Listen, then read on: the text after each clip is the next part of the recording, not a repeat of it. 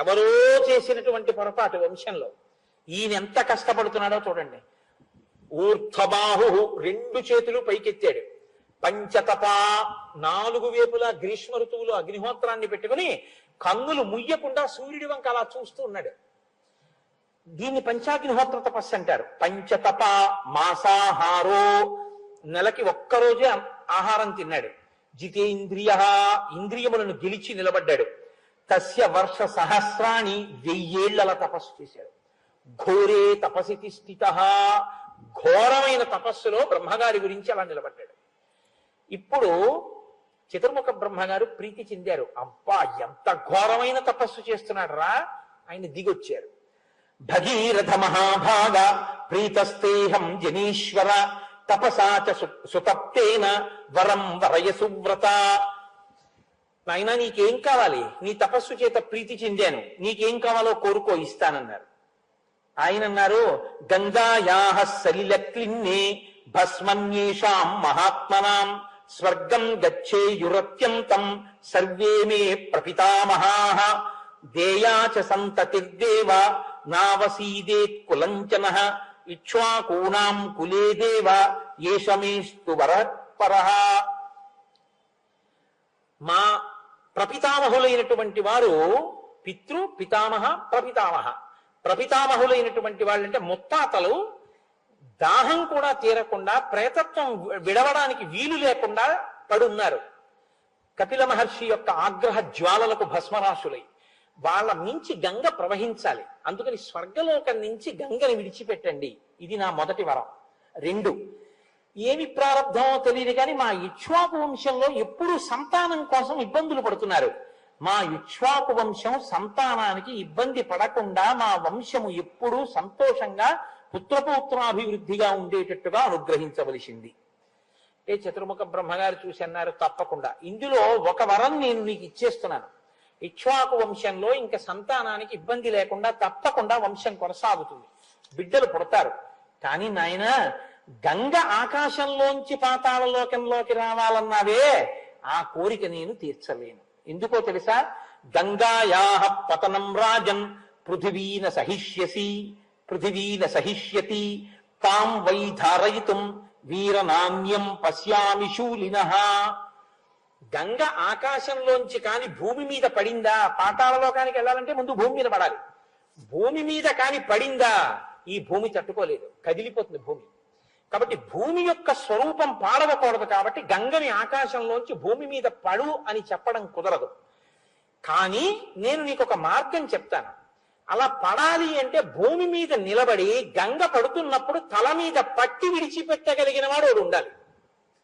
అలా పట్టి విడిచిపెట్టగలిగిన వాడు ఒక్కడే ఉన్నాడు ఈ సమస్త బ్రహ్మాండములో. వీరనాణ్యం, ఇంకెవ్వడూ లేడు. పశ్యామి ఉన్నాడు, చూస్తున్నాను. ఎవడో తెలుసా? శూలినః, త్రిశూలం పట్టుకున్న మహాదేవుడు, త్రిపురాంతకుడు, త్రయంబకుడు, సదాశివుడు, పరమేశ్వరుడు, పరమశివుడు ఉన్నాడే, ఆయన పట్టుకుంటాడు. వ్యక్తిత్వము అంటే అర్థం ఏమిటంటే, చాలా విషయాలు తెలిసిండి చెయ్యకూడనివి చెయ్యకుండా ఉండగలిగినటువంటి నిగ్రహం లేకపోయినా, చెయ్యకూడనివి చెయ్యకుండా ఉండగలిగిన నిగ్రహం ఉండి తెలుసుకోవలసినవి తెలుసుకుని అనుష్ఠించకపోయినా ఆ వ్యక్తిత్వానికి సమగ్రత ఉండదు. ఇప్పుడు మీరు బాగా దాన్ని పట్టుకున్నారని నేను అనుకుంటున్నాను. ఈ కోణంలో తయారు చేస్తున్నాడు రామచంద్రమూర్తిని విశ్వామిత్రుడు. ఏవి ఇవ్వాలో అవి ఇస్తున్నాడు. అస్త్ర సంపదని ఇచ్చేశాడు. ఏది దేశకాలముల యందు చెయ్యాలో నేర్పుతున్నాడు. ఇప్పుడు చెయ్యకూడనివేవో అవి బాగా జ్ఞాపకం ఉండిపోయేటట్టుగా చెప్తున్నాడు. దేని యందు బాగా మనసు కుదురుకోవాలో దాన్ని ఉదాహరణతో చూపిస్తున్నాడు. ఇది విశ్వామిత్ర మహర్షి యొక్క ప్రజ్ఞ. ఇదే గురువు యొక్క ప్రజ్ఞ అంటారు. మనకి సనాతన ధర్మంలో ప్రత్యేకించి ఈ బోధ అనేటటువంటి దానికి ఉన్నంత విలువ ఇంకా మిగిలిన దేనికి లేదండి. భారతీ తీర్థస్వామి వారు ఒకసారి అనుగ్రహ భాషణం చేస్తూ ఒక మాట అన్నారు. అసలు సేవలన్నింటిలోకి ఉత్తమమైన సేవ ఏది అంటే బోధ చేయుటయే. ఎందుకో తెలుసా అండి? బోధ చేస్తే వచ్చేటటువంటి మార్పు శాశ్వతం కాకుండా మీతో ఇవాళకి నేను ఏదో 10 రూపాయలు 20 రూపాయలు ఖర్చు పెట్టించడం తాత్కాలికం. అది ఉపయోగపడదు. అందుకే మీరు బాగా గమనించగలిగితే మీరు ఒక రహస్యాన్ని పట్టుకుంటారు. సనాతన ధర్మంలో ఇతరులకు ఉపకారం చేయడానికి కానీ ఇతరులకు సేవ చేయడం కానీ సంస్థాపరమై ఉండదు. మీరు గమనించండి. శంకరాచార్యులు వారు ఎప్పుడు చెప్పినా స్కూల్ పెట్టండి అని శంకరాచార్యులు వారు చెప్పరు. శంకరాచార్యులు వారు హాస్పిటల్ కట్టండి అని చెప్పరు. నేను మన్నింపబడినది కాక, నా ఉద్దేశాన్ని సక్రమంగా అర్థం చేసుకోండి. ఎందుకు చెప్పరో తెలుసా అండి? సంస్థాపనం చెయ్యరు సనాతన ధర్మంలో సేవల్ని. ఇది పశ్చిమ దేశ సంస్కృతి. సేవ చేయడానికి ఒక సంస్థ ఉండాలి, మళ్ళీ ఆ సంస్థలో వాళ్ళందరూ ఒక చోట కూర్చోవాలి, వాళ్ళందరూ ఒక కప్పు కాఫీ తాగాలి, వాళ్ళు ఏదో మాట్లాడుకోవాలి, మేము ఇచ్చేవాళ్ళం, అవతల వాడు గుచ్చుకునేవాడు, మేము సేవ చేసేవాళ్ళం, వాడు సేవించుకునేవాడు. అది వాళ్ళ సిద్ధాంతం. ఇక్కడ అలా కాదు. జీవితంలో అంతర్భాగం పరోపకారం. అసలు పరోపకారం లేకుండా జీవితం ఇక్కడ లేదు. దానికి సంస్థాపనం చేయడం అన్నది ఉండదు. నా కుండలి, నా మకుటి, నా స్రగ్వి, నాల్పభోగవాన్, నా హస్తాభరణో, ఏది చూడండి మీరు. అందుకే అయోధ్య పట్టణంలో ఉండే ప్రజల యొక్క గుణములను వర్ణిస్తే నా దాత, అక్కడ దాత కానివాడు లేడు. ఇంకా సంస్థ ఎందుకండి? ఇంకా దానికి క్లబ్లోను సొసైటీలు ఏమిటి, చారిటబుల్ ఇన్స్టిట్యూషన్స్ ఏంటి సేవ చేయడానికి? అలా ఉండదు. మీ మనసుని ప్రభావితం చేస్తుంది బోధ. ప్రతి వ్యక్తి సేవ చేయడానికి ముందుంటాడంతే. ఎవరో ఒక ఆయనకి ఊళ్ళోకి వచ్చారు, ఆయన కొత్తగా ఊళ్ళోకి వచ్చారు, మా ఇంట్లో భోజనం చేయండి అంటే మా ఇంట్లో భోజనం చేయండి అంటారు. అంతేగాని భోజనాలు పెట్టడానికి ఒక సంస్థ ఉండక్కర్లేదు. ప్రతి ఇంట్లో ఉన్నవాడు దానికి సిద్ధంగా ఉంటాడు. ప్రతి ఇంట్లో. అందుకే రంతిదేవుడు ప్రభువయ్యుండి ఆ ఉపకారంతో ఉన్నాడు, శిబి చక్రవర్తి ఆ ఉపకారంతో ఉన్నాడు, సత్యహరిశ్చంద్రుడు ఆ ఉపకార బుద్ధితో ఉన్నాడు. పరోపకార బుద్ధి అనేటటువంటిది వ్యక్తి జీవితంలో అంతర్లీన ప్రవాహం చేశారు బోధ చేత పెద్దలు. తప్ప నువ్వేదో కొంత ఎవరికో ఇచ్చేసేస్తే ఒక సంస్థ సేవలు చేస్తుంటుంది, నువ్వు చేయవలసింది ఏముంటుంది అన్నట్టుగా బోధ ఈ దేశంలో జరగలేదు. అది అసలు ఆ సిద్ధాంతం లేదు ఈ దేశంలో. ఈ దేశంలో సిద్ధాంతం మనసుని మార్చడానికి ఉపయోగించి ప్రతి వ్యక్తి ఒక సంస్థ అయిపోయాడంతే. వ్యక్తియే సంస్థ. సంస్థలు సేవ చేయడం, వ్యక్తులు దానికి ఏదో కూర్చుని నిర్ణయాలు చేయడం అన్నది ఈ దేశపు సంస్కృతి కాదు.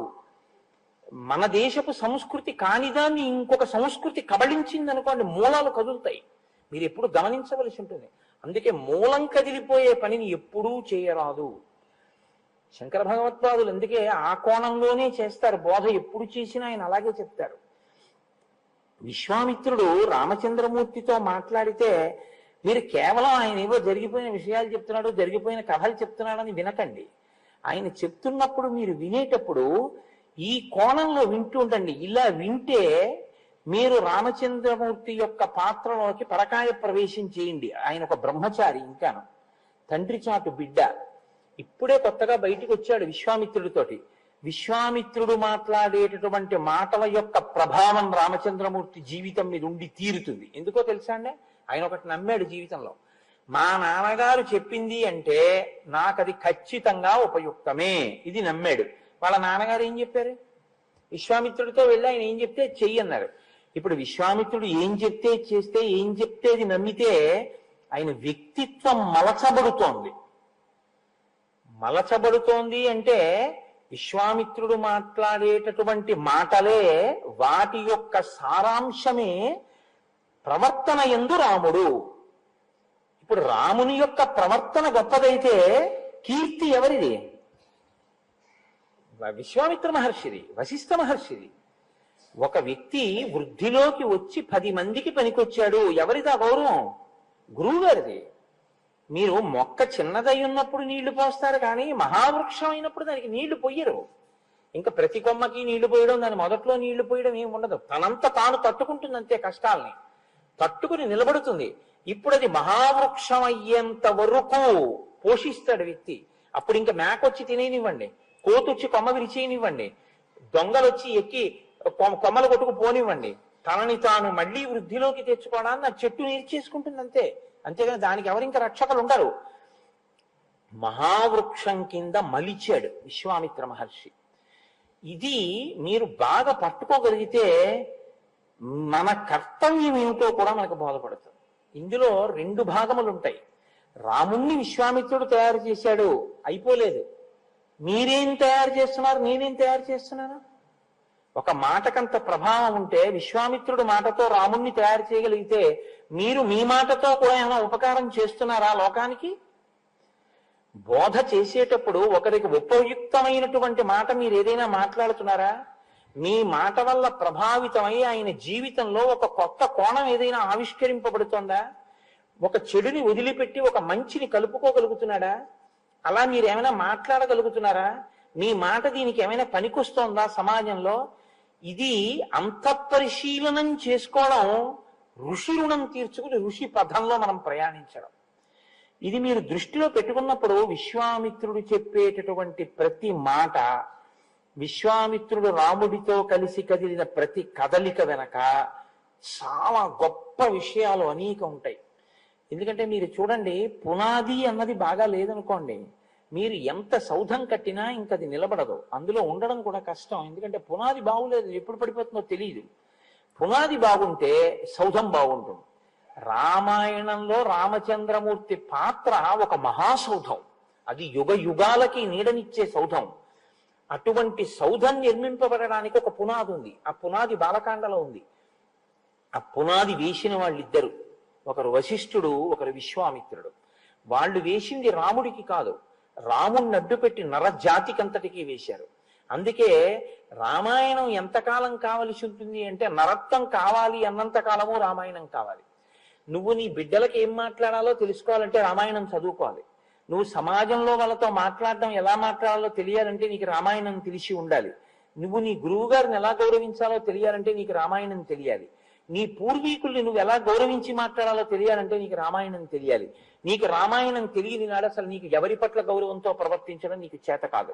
నీకేం తెలుస్తుందంటే ఎప్పుడు గుండెల మీద చెయ్యేసుకుని నా అంత వాడిని నేనని అహంకారంతో బ్రతకడం ఒక్కటే వస్తుంది. ఏదో చిన్న విభూతి దాన్ని అడ్డు పెట్టుకుని ఇంక ఇలా చూపించి ఓ ఎక్కడ లేని అహంకార ప్రకటనం చెయ్యడానికి మాత్రమే పనికొస్తుంది. ఎన్ని ఉన్నా ఇమౌస్మము నిషార్దూల కింకరౌ సముపస్థితౌ ఆజ్ఞాపయ యథేచ్ఛం వై శాసనం కరవామకిం అనగలగాలి అంటే సంస్కారం చాలా అవసరం. ఇది కేవలం చెప్పడం వల్ల వస్తుందా అంటే అనుమానాస్పదమే. వినేవాడి హృదయం కూడా ఆర్ద్రతతో ఉండాలి. ఉండనప్పుడు రాదు. మీరు చూడండి, నాది పొరపాటు జరిగింది, నన్ను మన్నించండి అని మీరు ఒక మాట అనాలంటే మీకు సంస్కారం లోపల ఉండాలి. మీరు బహు సంస్కారవంతులైతేనే ఆ మాట మీ నోటంటే వస్తుంది. లేకపోతే మీరు ఏం చేస్తారో తెలుసా, అదొక్కటి అనడానికి చాలా అడ్డు పెట్టుకుంటారు. అలా నేను అనాలా, ఓ కారణం చెప్తాం, దబాయిస్తారు. ఈయన వెళ్ళి ఇంకొక ఆయన్ని గుద్దాడు. ఏమయ్యా అలా గుద్దేశావు అన్నాడు. ఆయన ఏం మీరు చూసుకోలేరా అన్నాడు. ఆయనకి చూసుకోలేరా అంటే నాకు తప్పైపోయిందండి, నేను ఇలా రాకుండా ఉండవలసింది, నాది పొరపాటే, నన్ను మన్నించండి, అయిపోయింది. అలా అనలేరు. అలా అనలేని తనం రావణుడు, అనగలిగిన తనం రామచంద్రమూర్తి. మీరు ఎలా ఉంటారో మీ ఇష్టం, అంతే రామాయణం. రావణుడు ఎన్నడూ అంగీకరించడు తన తప్పు. తన జీవితంలో ఈ తప్పు చేశాను నేను మన్నింపబడేదనుగాక అని అనడు. మనుష్యుడొక్కడే ఆ మాట అనగలడు, నన్ను క్షమించండి అనగలడు. అది ఔదార్యం అండి, అది సంస్కారం. ఆ మాట అనడం ప్రాణం పోయినా అండి రావణాసురుడు ఆ మాట ఎప్పుడు దబాయించి మాట్లాడతారు. స్వధర్మో రక్షసాం భీరు సర్వధైవన సంచయ గమనం వా పరస్త్రీణాం హరణం సంప్రమధ్యమ ఇదంతే చారు సంజాతే యవ్వనం వ్యతివర్తతే యతతీతం పునర్నైతి శ్రోత శ్రీఘ్రమపామివ. అలా ఉంటాయి. రావణాసురుడు మాట్లాడితే, రాముడు మాట్లాడితే అలా ఉండదు. అత్యంత వినయంతో తన వల్ల ఏదైనా అపచారం జరిగిపోయిందేమోనని, ఎక్కడైనా జరిగిందని తనకు అనిపించిందో వెంటనే చెప్తాడు. తను చేస్తానన్నది చెయ్యనని అవతల వాళ్ళు అనుమానపడితే వాళ్ళ కర్మ అనడు రాముడు. రామో దిర్నాభిభాషతే, అమ్మా నాకు 2 మాటలు రావమ్మా అంటాడు. ఇది రాముడు. మీరు ఎలా ఉండాలనుకుంటున్నారు మీ ఇష్టం, మీరు ఎలా చెక్కబడాలనుకుంటున్నారు మీ ఇష్టం. కానీ రామాయణం మాత్రం మీకు 2 మార్గాల్ని చూపిస్తుంది. నువ్వు ఎలా వెళదాం అనుకుంటున్నావో నువ్వు వెళ్ళవచ్చు. ఈ మార్గం వెంట వెడితే నీ ఫలితం ఇలా ఉంటుంది, ఈ మార్గం వెంట వెడితే యుగాలు మారిపోవచ్చు, నీకు దేవాలయాలు ఉంటాయి, నీ పేరు చిరస్మరణీయమై ఉంటుంది. నువ్వు ఎలా ఉండాలనుకుంటున్నావో నీ వాళ్ళని ఉద్ధరించాలనుకుంటున్నావో, తాము తరించిన వాళ్ళని కూడా కిందకి లాగేసి నరకంలోకి తీసుకెళ్లాలనుకుంటున్నావో నీ ఇష్టం. నీ చేష్టితముల చేత నువ్వు ఎలా అయినా ఉండొచ్చు. ఇది రామాయణం యొక్క తీర్పు. మీరు ఆ కోణంలో అలా చెక్కినటువంటి రామచంద్రమూర్తి యొక్క స్వరూపంలో విశ్వామిత్ర మహర్షి యొక్క వాగ్వైభవాన్ని మీరు అనుభవించండి. నేను మళ్ళీ మళ్ళీ ఎందుకు ఈ మాట చెప్తున్నానంటే, విశ్వామిత్ర మహర్షి యొక్క పాత్ర ఇంకా రేపటి వరకే కనపడుతుంది, ఇంకా తర్వాత ఇక శ్రీరామాయణంలో కనపడదు. నేను మళ్ళీ మళ్ళీ మీతో చెప్తున్నాను, ఎందుకో తెలుసా అండి, కష్టపడి వేసిన పునాది ఎప్పుడూ కనపడదు. పునాది భూమి లోపలే ఉంటుంది. మిగిలిన వాళ్ళందరూ ఏమంటారంటే బెడ్రూమ్ చాలా బాగా కట్టారండి, హాల్ బాగా కట్టారండి, ఆ ఇంటీరియర్ డెకరేషన్ చాలా బాగా చేశారండి అంటారు. కానీ అబ్బా, ఇన్నంతస్తుల భవనం కట్టారంటే కింద పునాది ఎంత గట్టిగా నిర్మాణం చేశారండి అని ఎవరు అడగరు. ఎవ్వరూ అడగకపోయినా, ఎవ్వరూ ప్రశంసించకపోయినా, ఎవ్వరూ దాన్ని గుర్తించకపోయినా, ఇది గుర్తింపబడడానికి కారణం మాత్రం నేనే. ఈ తృప్తి, ఈ మాట వినపడుతుందో లేదో కూడా భూమిలో ఉన్న పునాదికి, చాలు నా మీద ఇది నిలబడి ఉంది, దీన్ని నేను నిలబెట్టగలిగితే నా జన్మ ధన్యమని ఆ పునాది అలాగే ఉంటుంది. శ్రీరామాయణంలో విశ్వామిత్రుడు వశిష్ఠుడు కూడా అంతే. ఈ దేశంలో గురువు గారిని పిలిపించుకున్నటువంటి వాళ్ళ పాత్ర ఎంత జాగ్రత్తగా ఉండాలో, మాట ప్రధానంగా ఎంత జాగ్రత్తగా ఉండాలో, ఎంతగా ప్రభావితం చేసేదై ఉంటుందో నేర్పింది మనకి శ్రీరామాయణం. కాబట్టి మీరు ఆ కోణంలో అవధరించెదరుగాక. రామచంద్రమూర్తితో మాట్లాడుతున్నాడు విశ్వామిత్రుడు. నిన్నటి రోజున షణ్ముఖోత్పత్తి చెప్పారు. రాముడు అన్నాడు, అసలు నిజంగా నాకు ఆ షణ్ముఖోత్పత్తి వింటుంటే, ఆ సుబ్రహ్మణ్య జననం వింటుంటే నాకు చాలా ఆశ్చర్యంగా ఉంది అన్నాడు. అలా అనడం వెనక ఎన్ని రహస్యాలు ఉన్నాయో, అతను దాంపత్య జీవితం గురించి రాముడిలో ఎంత అవగాహన ఏర్పడిందో, వ్యక్తిగత జీవితాలు ఎప్పుడు తుఫాన్లోకి వెళ్ళిపోతాయో, చిన్ని రాముడికి ఎన్ని విషయాలు అర్థమయ్యాయో మీరు గ్రహించవచ్చు. ఇప్పుడు అంటున్నాడు విశ్వామిత్రుడు, అయోధ్యాధిపతి శూర పూర్వమాసీన్ నరాధిప సగరో నామధర్మాత్మా ప్రజాకామ సచా ప్రజ వైదర్భిదుహితా రామ కేశినీ నామ నామతః జ్యేష్ఠా సగరపత్నీ సా ధర్మిష్ఠా సత్యవాదిని అరిష్టనేమి దుహిత రూపేణ ప్రతిమా భువి ద్వితీయా సాగరస్యాసీత్ పత్ని సుమతి సంజ్ఞిత. ఆయన ఒక మాట చెప్తున్నాడు, రామ మీ వంశంలోని పూర్వం సగరుడు అనబడేటటువంటి ఒక చక్రవర్తి ఉండేవాడు. ఆయనకి 2 భార్యలు. దక్షిణ నాయకత్వం అంటారు. దక్షిణ నాయకత్వం అంటే బహుభార్యాత్వం, ఒకరికన్నా ఎక్కువ. అది మహారాజులకు అంగీకరింపబడింది. దశరథ మహారాజు గారికి 365 మంది భార్యల కన్నా ఉండేవారు అని. కాబట్టి అయోధ్యాధిపతి శూర, అయోధ్యాధిపతి అయినటువంటి మహాశూరుడైనటువంటి సగర చక్రవర్తికి 2 భార్యలు. ఆయన పరమధర్మాత్ముడు.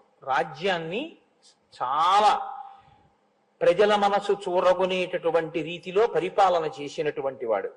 వైదర్భదుహితారామ కేశినీ నామనామతః. ఆయన విదర్భరాజు యొక్క కుమార్తె అయినటువంటి కేశిని ఆయన యొక్క పెద్ద భార్య. ఆవిడ జ్యేష్ఠా సగరపత్ని సా ధర్మిష్ఠా సత్యవాదిని. ఆమె చాలా ధర్మమును అనుష్ఠించేటటువంటి స్వభావము కలిగినది, సత్యమును మాట్లాడుతుంది. అరిష్టనే విదుహిత రూపేణ ప్రతిమా భువి ద్వితీయా సాగరస్యాసీత్ పత్ని సుమతి సంజ్ఞిత. అరిష్టనేమి అని మారుపేరు కలిగినటువంటి కశ్యప ప్రజాపతి యొక్క కూతురు అన్నారు వ్యాఖ్యాతలు చాలా చోట్ల. ఆ అరిష్టనేమి యొక్క కుమార్తె అయినటువంటి సుమతి అనబడేటటువంటి ఆమె గొప్ప లావణ్యవతి, సౌందర్యవతి. ఆమె సగర చక్రవర్తి యొక్క 2వ భార్య. 2 భార్యలతో సగర చక్రవర్తి చాలా సంతోషంగా కాలం గడుపుతున్నాడు. సంతానం లేదు. ఇక్ష్వాకు వంశంలో తరచుగా ఈ సమస్య మీకు కనపడుతూ ఉంటుంది. సంతానం ఉంటూ ఉండదు. దిలీపుడు అదే సమస్య, సగర చక్రవర్తి అదే సమస్య, దశరథ చక్రవర్తి అదే సమస్య. అందుకే భగీరథుడు దీనికి ఒక శాశ్వతమైన పరిష్కారాన్ని సాధించే ప్రయత్నం చేశాడు. అంటే వంశ చరిత్రని అర్థం చేసుకోవడం అన్నది ఎంత ముఖ్యమో మీరు తెలుసుకోవలసి ఉంటుంది. ఇవాళ మనకి ఏమైపోయిందంటే లోకంలో చదువు అంటే అది ఎక్కడి వరకు పరిమితం అయిపోయిందంటే కేవలం పుస్తకం చదువుకోవడం అంతే చదువు అంటే. తప్ప మీ తాతగారు ఎవరండి అని అడిగారు అనుకోండి తెలియదు, మీ గోత్రం ఏమిటండి అని అడిగారు అనుకోండి తెలియదు, మీ ఋషులు ఎవరండి అని అడిగారు అనుకోండి ఏమి తెలియదు, మీ మేనత్ ఎవరు వాడికి తెలియదు. ఎందుకంటే మనం అసలు పంపం అందులో ఎటువంటి సిస్టమ్ మనం ఇవాళ తయారు చేసేసుకున్నామంటే ఇదొక దారుణమైనటువంటి స్థితి. నాకు తరచుగా అదే జ్ఞాపకానికి వస్తుంటుంది. పౌల్ట్రీ ఫార్మ్స్ ఉంటాయి, కోళ్ళు పెంచేటటువంటివి. మీరు ఎప్పుడైనా చూశారో లేదో, నీకు అదే పని అనుకోకండి, చూసినది గుర్తొస్తుంటుంది అంతే. ఆ పౌల్ట్రీ ఫార్మ్స్ లో కోళ్ళని పెంచుతూ ఉంటారు. అవి ఎక్కువ స్వేచ్ఛగా తిరగడానికి చోటు ఉంచరు. కోడి పక్కన కోడి, కోడి పక్కన కోడి దగ్గర దగ్గరగా పెరుగుతాయి. ఎందుకంటే అవి కొంచెం ఎక్కువ కదిలితే వాటికి ఉన్నటువంటి శక్తి క్షయం అవుతుందని ఎక్కువ కదలడానికి అవకాశం ఇవ్వరు వాటికి. అది అక్కడే పుడుతుంది, అక్కడే పెరుగుతుంది, అక్కడే తింటుంది, అక్కడే విసర్జిస్తుంది, అక్కడే గుడ్డెడుతుంది. వాడు వచ్చి కింద నుంచి గుడ్లెట్టుకుపోతాడు. ఆఖరణ దాని యొక్క ఒకే ఒక యాత్ర ఏమిటంటే అదే దాని అంతిమ యాత్ర. వాటి కాళ్ళన్నీ కలిపి ఓ గుత్తి కింద కట్టి పట్టుకుపోతారు. చాలా దారుణంగా ఉంటుంది ఆ స్థితి. అది తీసుకెళ్ళడం కూడా ఆ పాపం తలలు రోడ్డు కొట్టుకుపోతుంటే తీసుకెళ్తారు. తీసుకెళ్లి పైన ఎక్కింది అంటే దాని కంఠం పోయిందని గుర్తు, కింద ఉంది అంటే కంఠం పోవడానికి క్యూలో ఉందని గుర్తు, అంతే దాని జీవితం. ఇవాళ మనం పిల్లల్ని స్కూలుకు పంపించే విధానం కూడా అంతే.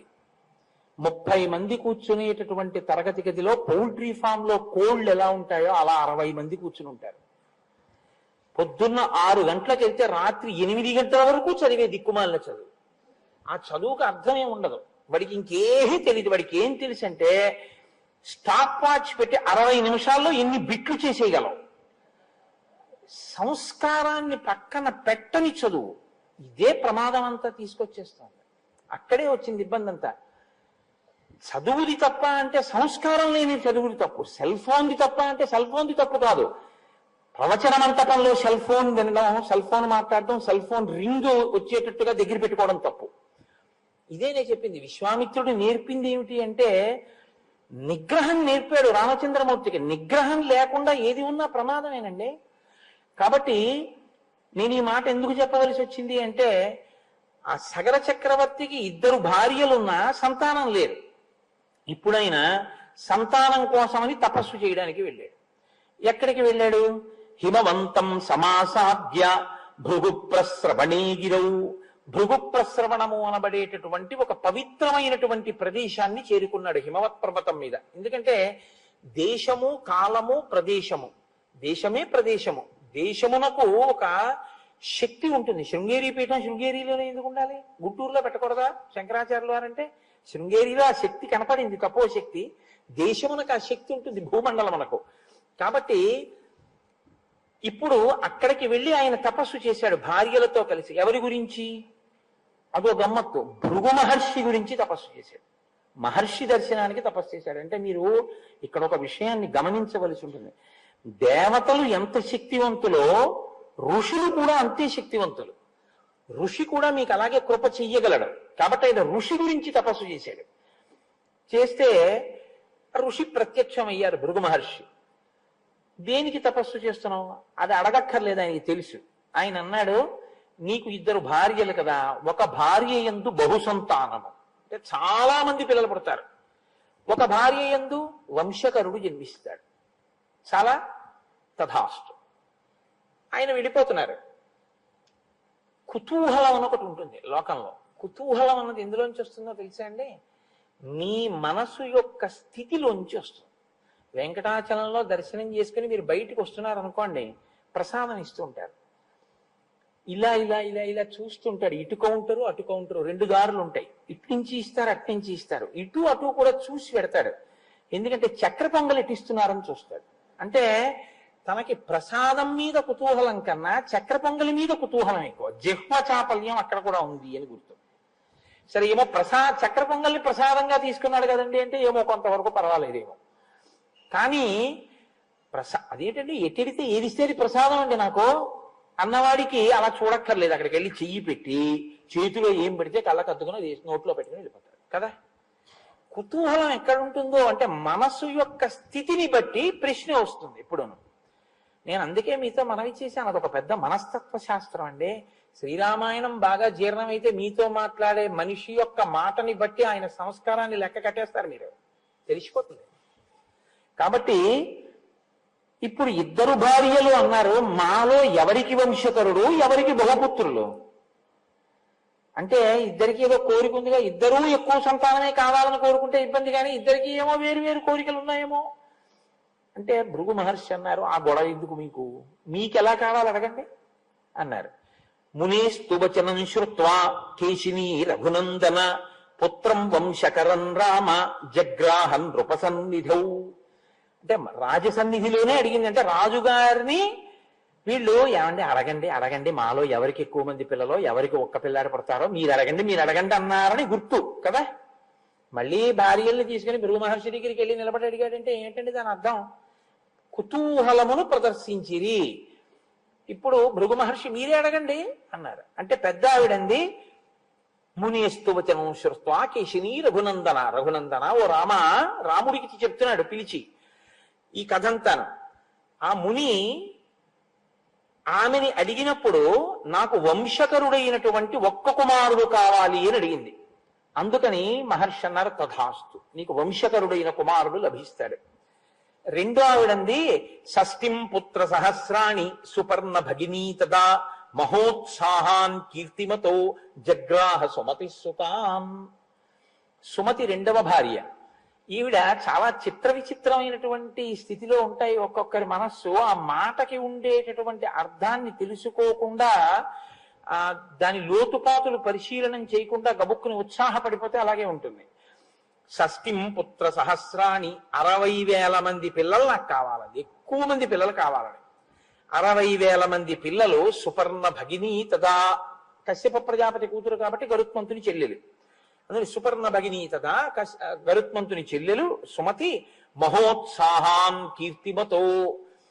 మహోత్సాహాన్ అంటే, ఈ మహోత్సాహాన్ అంటే ఎటువంటిదంటే, ఈ పని చెయ్యి అన్నారనుకోండి, ఏమంటే అలా చేస్తే ఇబ్బంది వస్తుందేమో ఒకసారి ఆలోచించండి అని అనడు. ఒకవేళ ఎవరైనా ఇంకా చెప్దామన్నా అక్కడ ఉండడు.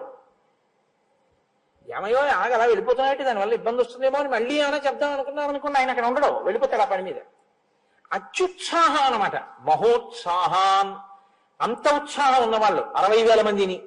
కీర్తిమతో, కానీ కీర్తిని గణిస్తారు, అంటే వాళ్ళ పేరు మీద అలా కీర్తి నిలబడిపోతుంది. అటువంటి వాళ్ళని నాకు కావాలి అని అడిగింది. వాస్తు ఆయనకి ఏముంది, మహానుభావుడు వాక్కు చేత ఇవ్వగలడు. ఇద్దరికి మీకు ఇలాగే నేను కటాక్షిస్తున్నాను, అలాగే మీకు సంతానం కలుగుతుంది అన్నారు. సరే, ఇద్దరు ఇంటికి వెళ్ళిపోయారు. వెళ్ళిపోయిన తరువాత సగర చక్రవర్తి భార్యలలో పెద్ద ఆవిడికి ఒక కుమారుడు కలిగాడు. ఆయనకి అసమంజసుడు అని పేరు పెట్టారు. రెండవ ఆమెకి ఒక పెద్ద పిండం ఒకటి పుట్టింది. ఆ పిండానికి తేనె పట్టుకు తేనెటీగలు ఎలా ఉంటాయో అలా 60,000 మంది చిన్న చిన్న చిన్న చిన్న పిల్లల యొక్క వ్యూహము దానికి అంటుకునుంది.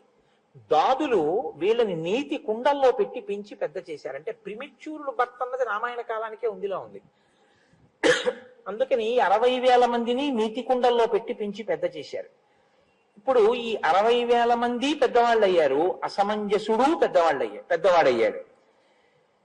అసమంజసుడు ఈ 60,000 మంది అన్నదమ్ములు కదండి అవుతారు, ఇద్దరు భార్యల బిడ్డలు కాబట్టి. బాగా జ్ఞాపకం పెట్టుకోండి, నేను ఎందుకు ఈ బంధుత్వం మీకు చెప్తున్నానంటే ఎదర చాలా అవసరం అవుతుంది ఇది. ఈ అసమంజసుడు ఒక పని చేస్తుండేవాడు. సరయూ నదిలో ఆడుకుందాం రండి అని పిలిచేవాడు పిల్లల్ని. వాళ్ళందరూ పిల్లలు కదా, సరే ఆడుకుందామని వెళ్ళేవారు. ఆయనకు ఒక అలవాటు, ఆడుతూ ఏం చేసేవాడంటే పిల్లల్ని తీసుకెళ్లి సరయూ నదీ తీరంలో ఉండేటటువంటి నీటిలో వాళ్ళకి ఊపిరి ఆడకుండా నొక్కి చంపేసేవాడు. వాళ్ళు గిలగిల తన్నుకుని చచ్చిపోతే రాజుగారి కొడుకు కదా, ఇంటికి వెళ్ళిపోయేవాడు. ఇది ఎంతకాలం ఓర్చుకుంటారు ప్రజలు? చెప్పి చూశారు రాజుగారికి. రాజు చాలా తీవ్రంగా మాట్లాడాడు, నువ్వు ఇలా చేయకూడదని చెప్పాడు. అది మనకి ఎందువల్ల తెలుస్తుందంటే ఆయనకి తర్వాత పెళ్ళైపోయి కొడుకు కూడా పుట్టాడు కాబట్టి మారాలి కదా. మారలేదనే అర్థం. కొడుకు పుట్టేశాడు, ఆ కొడుక్కి అంశుమంతుడు అని పేరు కూడా పెట్టాడు సగర చక్రవర్తి. అయినా అతను మారినట్టు కనపడదు. అతని పిల్లల్ని అలా చంపుతూనే ఉన్నాడు. అంటే ఒక్కొక్కడికి ఒక్కొక్క పైశాచికమైన ఆనందం. కాబట్టి ఏవం పాప సమాచార సజ్జన ప్రతిపాదక పౌరాణామహితే యుక్త పుత్రో నిర్వాసిత పురాత్. ధర్మం అంటే అది.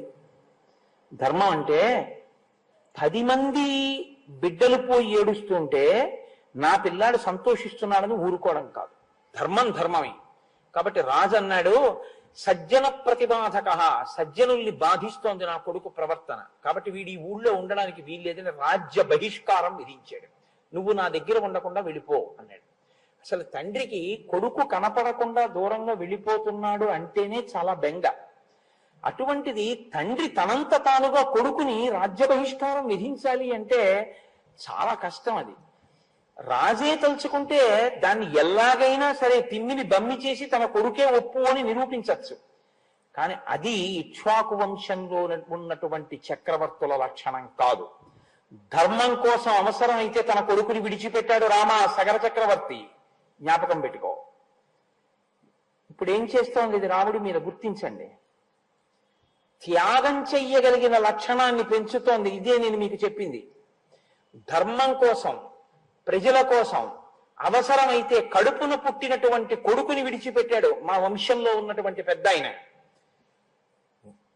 పూర్వీకుల యొక్క గౌరవం కోసం, ప్రజలకి రాజారాముడుగా తాను కూర్చునే ధర్మం కోసం అవసరమైతే సీతమ్మ తల్లిని దూరంగా పెట్టగలిగినటువంటి మనస్థితిని, అటువంటి వజ్రశక్తిని రామచంద్రమూర్తికి ఇచ్చినటువంటి శక్తి ప్రచోదనానికి బీజం ఎక్కడుందంటే విశ్వామిత్రుడి వాక్కులో ఉంది.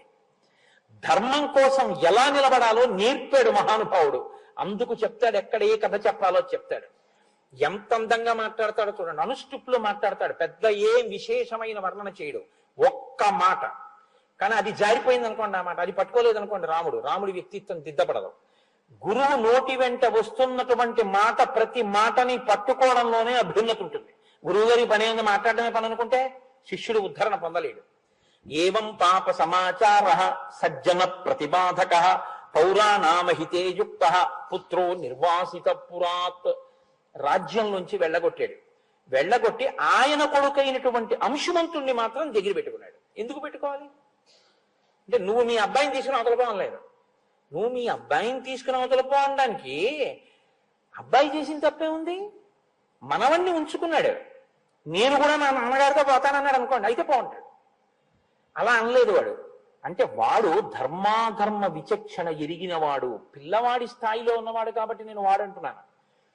మా నాన్నగారితో వెళ్తానని లేదు, మా తాతగారితో ఉంటానన్నాడు. అంటే తాతగారు బిడ్డని విడిచిపెట్టేస్తే మా నాన్నగారిని పంపించిన మా తాతగారి ధర్మనిష్ట అంత గొప్పది అని తాతగారి పక్కన మనవడు ఉండిపోయాడు.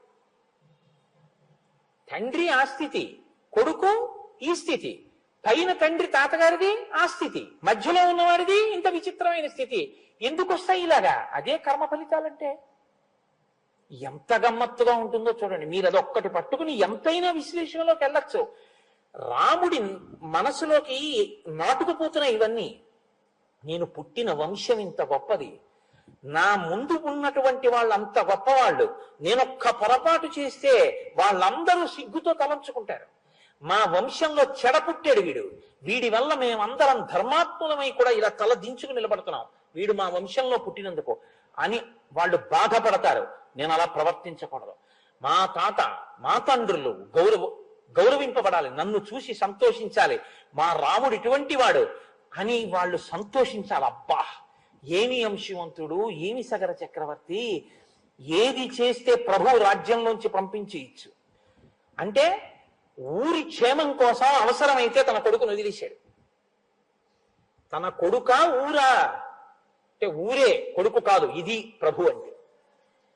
ఊరా కొడుక అంటే ఊరిపోతే పోయింది, నా కొడుకు బాగుండాలన్నవాడు ప్రభువుగా కూర్చోవడానికి అనర్హుడు కదండి. ఇది రామాయణం అంటే. ఇది నేర్పుతోంది, ఒక రాజుకు ఉండవలసినటువంటి లక్షణాన్ని నేర్పుతోంది. ఇందులోంచి వచ్చాడు రాజారాముడు. ఈ రాజారాముడు మనకి ఆదర్శ పురుషుడయ్యాడు. చెక్కినవాడు విశ్వామిత్రుడు. అందుకే నాకు ఆయన పేరు చెప్తే చాలంత గౌరవం. నాకు బాలకాండ చెప్పడం అంటే ఎందుకు సంతోషం అంటే, ఆ మహానుభావుడి పేరు 10 మాటలు ఉచ్చరిస్తానని సంతోషం. కాబట్టి విశ్వామిత్రుడే కాదు, లోకంలో ఎక్కడ ఏ గురుస్థానంలో ఉన్న వ్యక్తి అయినా నా దృష్టిలో ఆయన విశ్వామిత్ర తత్వం ఉన్నవాడే అని నేను నమ్ముతాను. కాబట్టి తస్య పుత్రోంశుమాన్ నామ అసమంజస్య వీర్యవాన్ సమ్మత సర్వలోకస్య సర్వస్యాపి ప్రియం వదః. ఆయన కుమారుడైనటువంటి, అంటే అసమంజసుని కుమారుడైనటువంటి అంశుమంతుడు మాత్రం ధర్మాత్ముడై లోకంలో ఉండేటటువంటి ప్రజలందరి చేత ప్రేమింపబడి అందరి చేత గౌరవింపబడ్డాడు. సగర చక్రవర్తి చాలా సంతోషించాడు అని ఆయన అన్నారు. సగర చక్రవర్తి అశ్వమేధయాగం చేశాడు అన్నారు, అంతే అని తర్వాత విషయానికి వెళ్ళిపోబోతున్నారు. ఆయన పరిశీలనం చేస్తాడు. ఇలా చెప్పినా వింటాడా? దాంట్లో వివరం తెలుసుకోవాలని ఏమైనా కోరుకుంటాడా? అందుకని అన్నారు, సగర చక్రవర్తి అశ్వమేధయాగం చేశాడయా, అశ్వమేధయాగం పూర్తయిపోయింది. తర్వాత ఆయన వంశంలో అంటున్నారు, ఆగండి ఆగండి ఆగండి ఆగండి గురువుగారు ఆగండి ఒక్కసారి, అశ్వమేధయాగం చేశారా? మా వంశంలో సగర చక్రవర్తి మా పూర్వీకుడు మహానుభావుడు, ఏం అశ్వమేధయాగం అండి, ఎంత గొప్పదండి అశ్వమేధయాగం అంటే. శ్రోతుమిచ్చామి భద్రం తే, గురువుగారు నన్ను కృప చెయ్యండి, వివరంగా చెప్పండి అని ఎలా అడుగుతాడు. గురువుగారు నన్ను కృప చెయ్యండి, శ్రోతుమిచ్చామి, నాకు బాగా వివరంగా వినాలనుంది. మహానుభావులు ఎంత గొప్పగా చేశారండి మా పూర్వీకులు, విస్తరేణ కథా విమాం, బాగా వివరించి నాకు చెప్పరా గురువుగారు నా మీద కృపచేత. పూర్వకోవి కథం బ్రహ్మన్ యజ్ఞం వై సముపాహరత్. ఆ యజ్ఞం చెయ్యడం అంటే అంత తేలిగ్గా ఏముండదు అశ్వమేధయాగం. ఆ యజ్ఞాన్ని మా పూర్వీకుడైనటువంటి సగర చక్రవర్తి ఎలా చేశారో నాకు చెప్పవలసింది.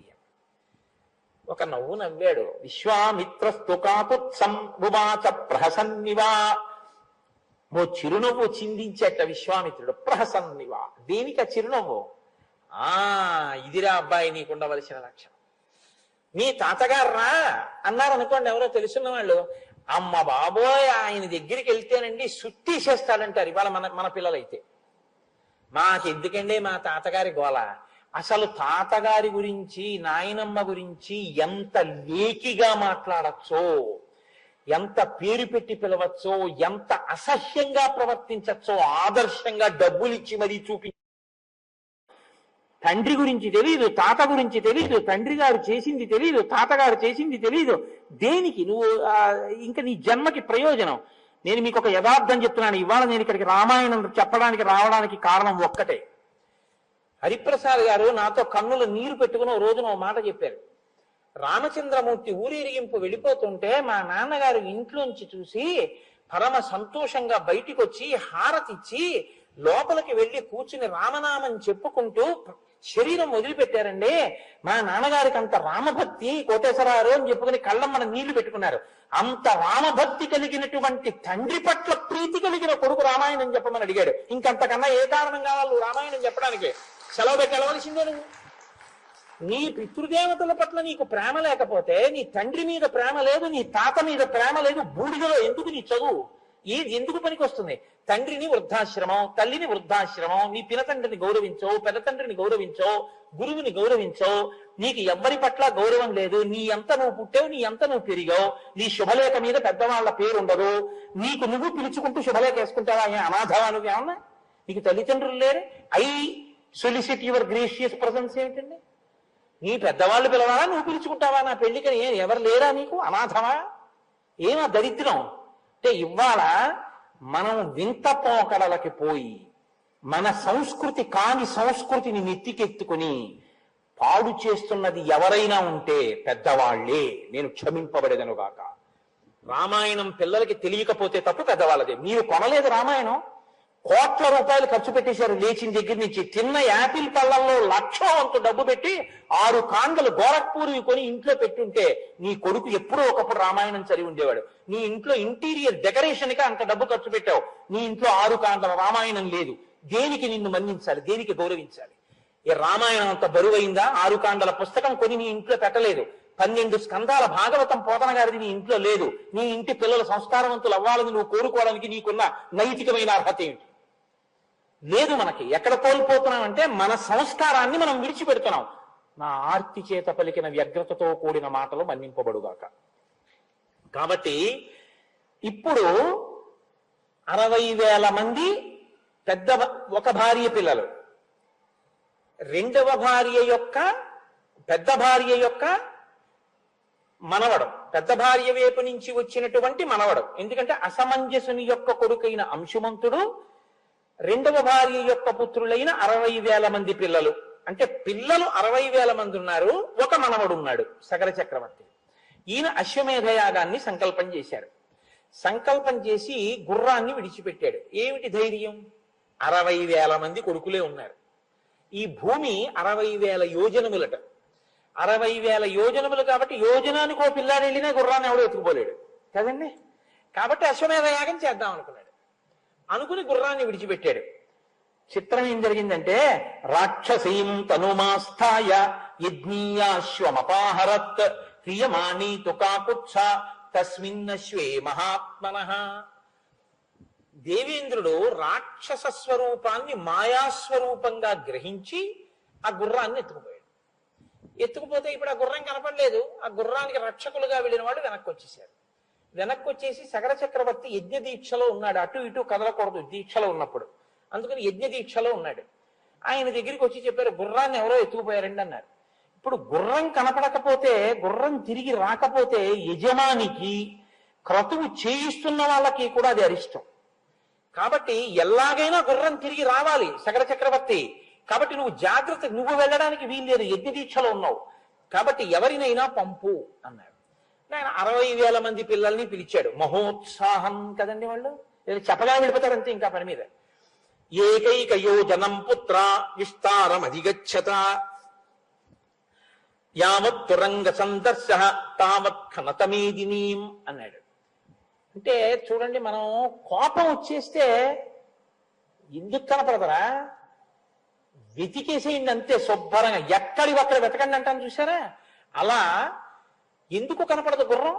60,000 యోజనాల భూమిని, మీ 60,000 మంది ఒక్కొక్కడు ఒక్కొక్క యోజనం తరపున భూమినంతటినీ గోతులు పెట్టి తవ్వేసి వెతికేయండి, ఎక్కడ ఉంటుంది గుర్రం, కనపడి తీరుతుంది అన్నాడు. ఇది వెతకడం విషయంలో ఉపయోగించిన మాట వ్యగ్రత. అంటే గుర్రం పోయిందన్నటువంటి తాపత్రయంలో వాళ్ళు మహోత్సాహం. వాళ్ళు ఏం చేశారో తెలుసా అండి? యోజనాయామ విస్తారం ఏకైకో ధరణీతలం విబుధు పురుష వ్యాఘ్ర వజ్రస్పర్శ సమైర్నఖై. వజ్రాల లాంటి గోళ్లతో వాళ్ళు 60,000 యోజనముల భూమిని గోతులు కింద తవ్వేశారు. ఈ తవ్వేయడం ఎంత దూరం తవ్వేశారో తెలుసా అండి? 60,000 మంది కలిసి పెట్టినటువంటి గోతులకి ఆ గోళ్లతో తవ్వేస్తే పాతాళ లోకం దగ్గరికి వెళ్ళిపోయారు. ఇంతంత గోతులు పెడితే ఈ మధ్యలో పన్నగములు కనపడ్డాయి, రాక్షసులు కనపడ్డారు. కనపడ్డ వాళ్ళందరినీ చంపుకుంటూ మా గుర్రం పోయింది, మా గుర్రాన్ని మీరే ఎత్తుకుపోయి ఉంటారు, మా గుర్రం కనపడేదాకా మేము వదిలిపెట్టాం, తవ్వేస్తామని తవ్వేస్తున్నారు. తవ్వుకుంటూ వెళ్ళిపోయారు. ఎంత దూరం వెళ్ళిపోయినా వాళ్ళకి గుర్రం కనపడలేదు. వాళ్ళు ఏం చేశారంటే మళ్ళీ తిరిగి తండ్రి దగ్గరికి వచ్చారు. నాన్నగారు, మీరు చెప్పినట్టే భూమిని అంతటినీ తవ్వేశాం, పాతాళం దాకా వెళ్ళిపోయాం, మాకు గుర్రం కనపడలేదు నాన్నగారండి అన్నారు. ఈలోగా వీళ్ళు ఊరుకుంటారా? మిగిలినటువంటి వాళ్ళు దేవతలు, గంధర్వులు, అసురులు, నాగులు, వీళ్ళందరూ కూడా వీళ్ళిలా భూమినంతటినీ పాడు చేసేస్తుంటే ఇబ్బందికి లోనైపోతున్నారు. వాళ్ళందరూ మరణిస్తున్నారు వీళ్ళ వల్ల. కాబట్టి వీళ్ళందరూ కలిసి చతుర్ముఖ బ్రహ్మగారి దగ్గరికి వెళ్ళారు. వెళ్ళి, ఏమండి వాళ్ళ 60,000 మంది భూమిని పాతాళం వరకు కూతురు తవ్వేస్తున్నారు, ఇన్ని జాతులు మరణిస్తున్నాయి వాళ్ళ చేతిలో, కాబట్టి ఇప్పుడు దీనికి పరిష్కారం ఏమిటి, ఎలా భూమి రక్షింపబడుతుందని అడిగారు. అయితే బ్రహ్మగారు అన్నారు, మీరేం కంగారు పడకండ్రా, ఇది ఇలా జరగాలని రాసి పెట్టుంది, దానికి ఒక కారణం ఉంది, మీకు నేను ఏదైనా చెప్తాను. భగవన్ పృథివీ సర్వ ఖన్యతే సగరాత్మజై బహవశ్చ మహాత్మానో హన్యంతే తలవాసినః అయం యజ్ఞహరోస్మాకం అనేనాశ్వోపనీయతే ఇతి తే సర్వభూతాని నిఘ్నంతి సగరాత్మజాః. ఈ పృథివినంతటి గోతులు పెట్టి ఈ సగరులు సగర చక్రవర్తి యొక్క బిడ్డలు ఇన్ని భూతములను చంపుతున్నారు. దీనికి ఏమిటి పరిష్కారం అంటే, యస్యేయం వసుధాకృత్స్న వాసుదేవస్య ధీమతః కాపిలం రూపమాస్థాయ ధారయత్యనిశం ధరాం తస్య కోపాగ్నినా దగ్ధ భవిష్యంతి నృపాత్మజాః. ఈ మాటలన్నీ చాలా జాగ్రత్తగా జ్ఞాపకం పెట్టుకోవలసినటువంటి మాటలు. ఆయన అన్నాడు, బ్రహ్మగారు ఏమి పెద్ద కంగారు పడిపోలేదు. ఒరే నాయన, ఈ భూమి వాసుదేవుడిదిరా అన్నాడు. రామాయణంలో ఈ ఒక్క మాట అర్థమైతే మీరు దేనికి అహంకరించవలసిన అవసరం ఉండదు. ఈశ్వరుడు నాకు ఒక సెంటు భూమి ఇవ్వలేదనుకోండి, ఒరే నీకు భూమి ఎందుకురా, నీకు ఇంకోలా బతికే అవకాశం నేను ఇస్తాను, హాయిగా అలా బతుకు అన్నాడు ఈశ్వరుడు. కాబట్టి ఆయనది అది ఇవ్వకుండా ఇంకోటి ఇచ్చి బతకమన్నాడని సంతోషిస్తారు కదండి. నీకు 10,000 ఎకరాల భూమి ఉంది, మీది కాదుగా, వాసుదేవుడిది. మరి మీకెందుకు ఇచ్చాడు? కొన్నాళ్ళు దాన్ని మిమ్మల్ని అనుభవించి దాని మీద వచ్చేటటువంటి ఫలంతో ఐశ్వర్యంతో సుఖంగా ఆయనది అన్న బుద్ధితో బతకమని ఇచ్చాడు. నాది అన్నారనుకోండి సగరుల్లాగే ఉంటుంది. ఆయనది నాకు ఇచ్చాడు అన్నారనుకోండి ప్రసాదం, అంతే తేడా. కాబట్టి వాసుదేవుడిది వీళ్ళదిగా తవ్వేస్తున్నారు రే. కాబట్టి ఇప్పుడు ఆయన ఏం చేస్తాడు? ఆయనే చంపేస్తాడు వాళ్ళని. మీరేం బెంగెట్టుకోకండి, మీరు వెళ్ళిపోండి. ప్రస్తుతం కపిల రూపంలో ఉన్నాడు విష్ణు భగవానుడు, ఆయన చేతిలో చచ్చిపోతారు వాళ్ళు. అలా నిర్ణయింపబడిపోయింది రా, మీరు వెళ్ళిపోండి, ఏం పర్వాలేదు అన్నాడు ఆయన. నాకు ఒక విషయం జ్ఞాపకానికి వస్తాం. రామకృష్ణ పరమహంస దగ్గరికి వెళ్ళి ఒక శిష్యుడు అడిగాట, ఈశ్వరుడు ఎప్పుడైనా పకపక పకపక నవ్వుతాడా అండి అని అడిగారు. అడిగితే రామకృష్ణ పరమహంస అన్నారు, అసలు ఈశ్వరుడు చేసేదే ఆ పని, ఎప్పుడూ పకపక నవ్వుతూనే ఉంటాడన్నారు. అయ్యో ఎందుకండి అలా పకపక ఎప్పుడు నవ్వుతూ ఉండడం అని అడిగారు. అడిగితే టేపు పట్టుకుని భూమిని కొలతలు వేసుకుని ఇది నాదని రిజిస్ట్రేషన్ చేయించుకున్న వాళ్ళు చాలా మంది నా దగ్గరికి వచ్చేసారు, మళ్ళీ వాళ్ళు ఎంతమంది బయలుదేరి కొలత వేసుకుంటున్నారు నవ్వుతుంటాడు రా ఈశ్వరుడు అన్నారు. నిజం కదండి. పేరెంట్ డీడ్ ఎంతమందికి మారిందో, ఎవడిది ఆఖరికి? ఇది ఈశ్వరుడిది. ఏమి పిచ్చి, నాదని పిచ్చి, ఆ పిచ్చితోటి పాడు చేసుకోవాలి. కాబట్టి యస్యేయం వసుధాకృత్స్న వాసుదేవస్య ధీమతః కాపిలం రూపమాస్థాయ ధారయత్యనిశం దరాం తస్య కోపాగ్నినా దగ్ధా భవిష్యంతి నృపాత్మజాః. భవిష్యత్తులో ఆయన కోపానికి వీళ్ళు భస్మరాశి అయిపోతారు. సరే, ఈలోగా వాళ్ళు మళ్ళీ తండ్రి దగ్గరికి వెళ్ళాడు. తండ్రి అన్నాడు, ఎందుకు వెనక్కి వచ్చారు మీరు? గుర్రం కనపడేంత వరకు అలా తవ్వుకుంటూ వెళ్ళిపోండి అంతే, భూమిని ఎక్కడ అక్కడ ఉంటుంది, అలా తవ్వుతూ వెళ్ళండి, ఎక్కడ దాచినా మీకు దొరుకుతుంది అన్నాడు. మళ్ళీ వెళ్ళారు 60,000 మంది. ఇప్పుడు ఎంత దూరం వరకు వెళ్ళిపోయిందో తెలుసా అండి? వాళ్ళు గొయ్యి పెట్టి తవ్వుకుంటూ వెళ్ళిపోవడం.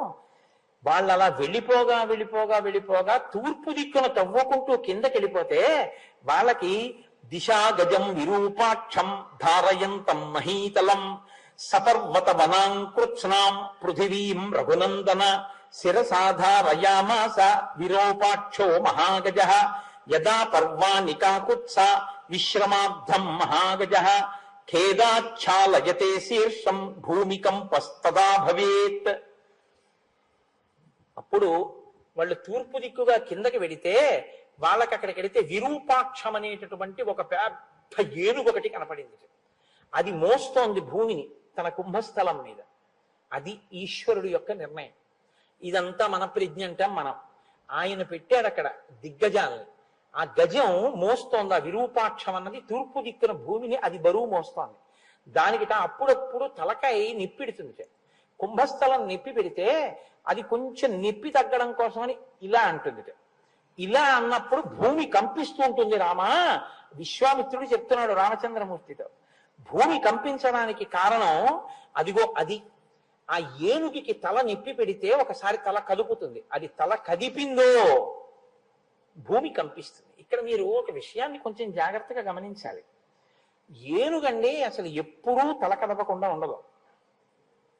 ఏనుగు ఏం చేస్తుందో తెలుసా అండి? ఇంక అసలు కదులుతూ వెళ్ళడానికో కదలడానికో ఇంకా అవకాశం లేదనుకోండి, దానికి అలా అవకాశం లేనిది ఒక్కసారే ఉంటుంది. ఎప్పుడో తెలుసా? మావటివాడు ఏం చేస్తాడంటే అంకుశాన్ని దాని 2 కాళ్ళ ముందు ఇలా పెడతాడు అడ్డంగా. మీరు ఎప్పుడైనా గమనించండి, క్షేత్రాలకు వెళ్ళినప్పుడు కర్ర ఇలా పెట్టి తను కూర్చుంటాడు ఆ పక్కన. ఏనుగు వంక చూడండి, ఇంకా ఆయన అలా పక్కన కూర్చుంటాడు. మావటివాడు అంకుశం కాని ముందు పెడితే ఏనుగు ఇంకా తన శరీరాన్ని కదిపి దాన్ని దాటి వెళ్ళదిహ, మళ్ళీ అంకుశం తీసే వరకు వెళ్ళదు. అంత పెద్ద ప్రాణి అయినా దానికి ఉన్న క్రమశిక్షణ అది అలా లొంగిపోతుంది అంతే, అది వెళ్ళదిహ. కాబట్టి అది ఏం చేస్తుందంటే అది కదలకుండా ఉండలేదు. అందుకని తొండాన్ని ఇలా ఊపుతుంది, ఇలా ఊపుతుంది. మీరు ఎప్పుడైనా చూడండి, తలకాయ ఇలా ఇలా ఊపుతూ ఉంటుంది. ఎందుకంటే ఇలా వెళ్ళడానికి దానికి అవకాశం లేదు, కర్ర అడ్డుంది. కర్ర ఏంటంటే చెట్లు విరగొట్టేస్తుంది, వెళ్ళదా అంటే గౌరవం అంతే. ఏనుగు లొంగిపోతుంది మావటి కర్రకి, మనం మాత్రం మన మనసుని లొంగదీయలేం. ఇది మన బలహీనత, అది ఆ ప్రాణి క్రమశిక్షణ అంతే. కాబట్టి అంత కదిలే స్వభావం ఉన్న ఏనుగు కదలకుండా మోస్తోంది భూమిని, ఈశ్వర శాసనం. అది అప్పుడప్పుడు ఇంకా తలకాయ ఖేద పడితే కదుపుతుంది, భూమి కంపిస్తుంది. రామా తంతే ప్రదక్షిణం కృత్వా దిశాపాలం మహాగజం మానయంతో హితే రామ జగ్ముర్భిత్స్వా రసాతలం. వాళ్ళు ఆ ఏనుక్కి ప్రదక్షిణం చేసి పాతాళలోకంలోకి వెళ్ళిపోయారు. 60,000 మంది తూర్పు దిక్కుకే వెళ్ళరుగా, అందరూ తలో దిక్కుకి వెడతారు. కొంతమంది దక్షిణ దిక్కును తవ్వారు. దక్షిణ దిక్కును తవ్వి కిందకెడితే దక్షిణ దిక్కున ఇంకో ఏనుగు మోస్తోంది. మహాపద్మం మహాత్మానం సుమహత్ పర్వతోపమం శిరసాధారయంతంతే విస్మయం జగ్మురుత్తమం. మహాపద్మము అని పేరు కలిగినటువంటి ఏనుగు దక్షిణ దిక్కున మోస్తోంది. ఆ ఏనుగు యొక్క పరిస్థితి కూడా అంతే. అంటే ఇంత పెద్ద భూమి కుంగిపోకుండా ఉండాలంటే అన్ని వైపులా మొయ్యాలి, 4 దిక్కులా. వాళ్ళు ఆ ఏనుగుని కూడా చూశారు, దానికి ప్రదక్షిణం చేశారు, కిందకి వెళ్ళిపోయారు పాతాళలోకంలోకి. కొంతమంది పశ్చిమ దిక్కుని తవ్వారు. అంటే మీకు చెప్పేటప్పుడు విశ్వామిత్రుడు ఎలా చెప్తున్నాడంటే ప్రదక్షిణ పురస్సరంగా చెప్తున్నాడు. ఇది ఆయన అంతర్ముఖత్వం, ఆయనకి ఎంత జ్ఞానం ఉందో చూడండి. ప్రదక్షిణ పురస్సరంగా ఏ విషయాన్నైనా ఆలోచించడం, ప్రదక్షిణ పురస్సరంగా కదలడం గౌరవానికి గుర్తు. విరాట పర్వంలో అర్జునుడు యుద్ధానికి వచ్చాడు, ద్రోణాచార్యుల వారు ఎదురుగుండా నించున్నారు. నించుంటే ఉత్తర కుమారుడు సారథ్యం చేస్తున్నాడు. అర్జునుడు ప్రత్యేకం చెప్పాడు, ఎదురుగుండా ఉన్నవారు ఎవరో తెలుసా? మా గురువు గారు. ఆయన పెట్టిన భిక్ష నాకు ఈ విద్య. ఎవరి రథానికైనా ఎదురుగుండా నా రథాన్ని పెట్టు, ఒక్క ఆయన రథానికి ఎదురుగుండా నా రథాన్ని పెట్టద్దు. ఎందుకో తెలుసా? నేను ఆయన్ని యుద్ధానికి పిలిచినట్టు అవుతుంది. ఆయన నా మీద బాణాలు వేస్తే నేను వేస్తానంతే తప్ప ఆయనకి ఎదురుగుండా వెళ్ళద్దు, ఆయనకు దగ్గరగా నడవద్దు, దగ్గరగా రథాన్ని తీసుకెళ్ళద్దు. ఎందుకంటే ఏమో గురువు గారు రథం కలుపుకుందాం అనుకుంటున్నారేమో, మనం అడ్డెళ్ళకూడదు. అందుకని గురువు గారికి రథానికి దూరంగా వెళ్ళని, ప్రదక్షిణ పురస్సరంగా వెళ్ళని, అప్రదక్షిణంగా మాత్రం కదలకు, ప్రదక్షిణంగా కదులు.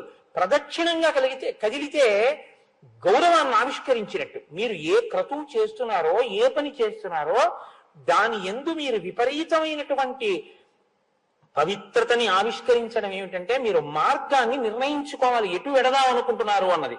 అది ఎవరి పట్ల కృతజ్ఞతతో, ఎవరి పట్ల గౌరవంగా వెడుతున్నారో దానికి ప్రదక్షిణంగా వెళ్ళాలి. అందుకే గురువు గారికి ప్రదక్షిణ పురస్సరంగా తిరగాలి, ఎప్పుడు తల్లిదండ్రులకి ప్రదక్షిణ పురస్సరంగా తిరగాలి. అంతేగాని ఎలా పడితే అలా పక్క నుంచి వెళ్ళిపోకూడదు, అది అమర్యాద.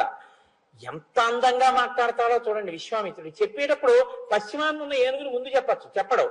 తూర్పు చెప్పాడు, దక్షిణం చెప్పారు, పశ్చిమం చెప్తున్నారు. అంటే ఆయన చెప్పేటప్పుడు కూడా ప్రదక్షిణ పురస్సరంగానే తిరుగుతోంది ఆయన బుద్ధి. అంటే ఆయన బుద్ధి ఇప్పుడు భూప్రదక్షిణం చేస్తోంది.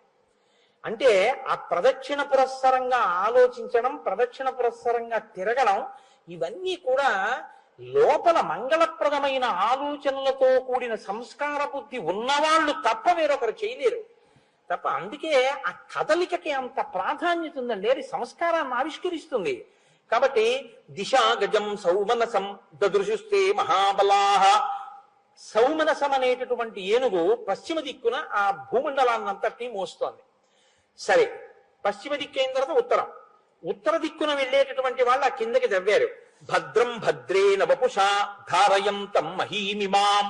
ఉత్తర దిక్కున భద్రం అనేటటువంటి ఏనుగు ఆ భూమండలాన్నంతటినీ మోస్తోంది. వాళ్ళు 4 వైపులా చూసిన తర్వాత ఈశాన్య దిక్కు వైపుకి తవ్వుకుంటూ పాతాళలోకంలోకి కొంతమంది వెళ్ళారు. తేతు సర్వే మహాత్మానో భీమవేగ మహాబలాహ. భీమవేగం కలిగిన వాళ్ళు, మహోత్సాహం కదా వాళ్ళందరూ. దదృశ కపిలం తత్ర వాసుదేవం సనాతనం. సనాతనుడైనటువంటి వాసుదేవుడు కపిల రూపంలో అక్కడ కూర్చుని ఉన్నారు. ఈశాన్య దిక్కున పాతాళలోకంలో ఆయన ఒక ఆశ్రమంలో కూర్చుని తపస్సు చేసుకుంటున్నారు కపిల రూపంలో. కపిల గీత అని చెప్పాడు భగవద్గీతలో, భాగవతంలో మహానుభావుడు ఎంత గొప్పగా ఉంటుందో. కాబట్టి ఇప్పుడు వాళ్ళు ఆయన్ని చూశారు. ఇంద్రుడు ఏం చేశాడంటే ఎత్తుకుపోయిన గుర్రాన్ని అక్కడ పెట్టి వెళ్ళిపోయాడు.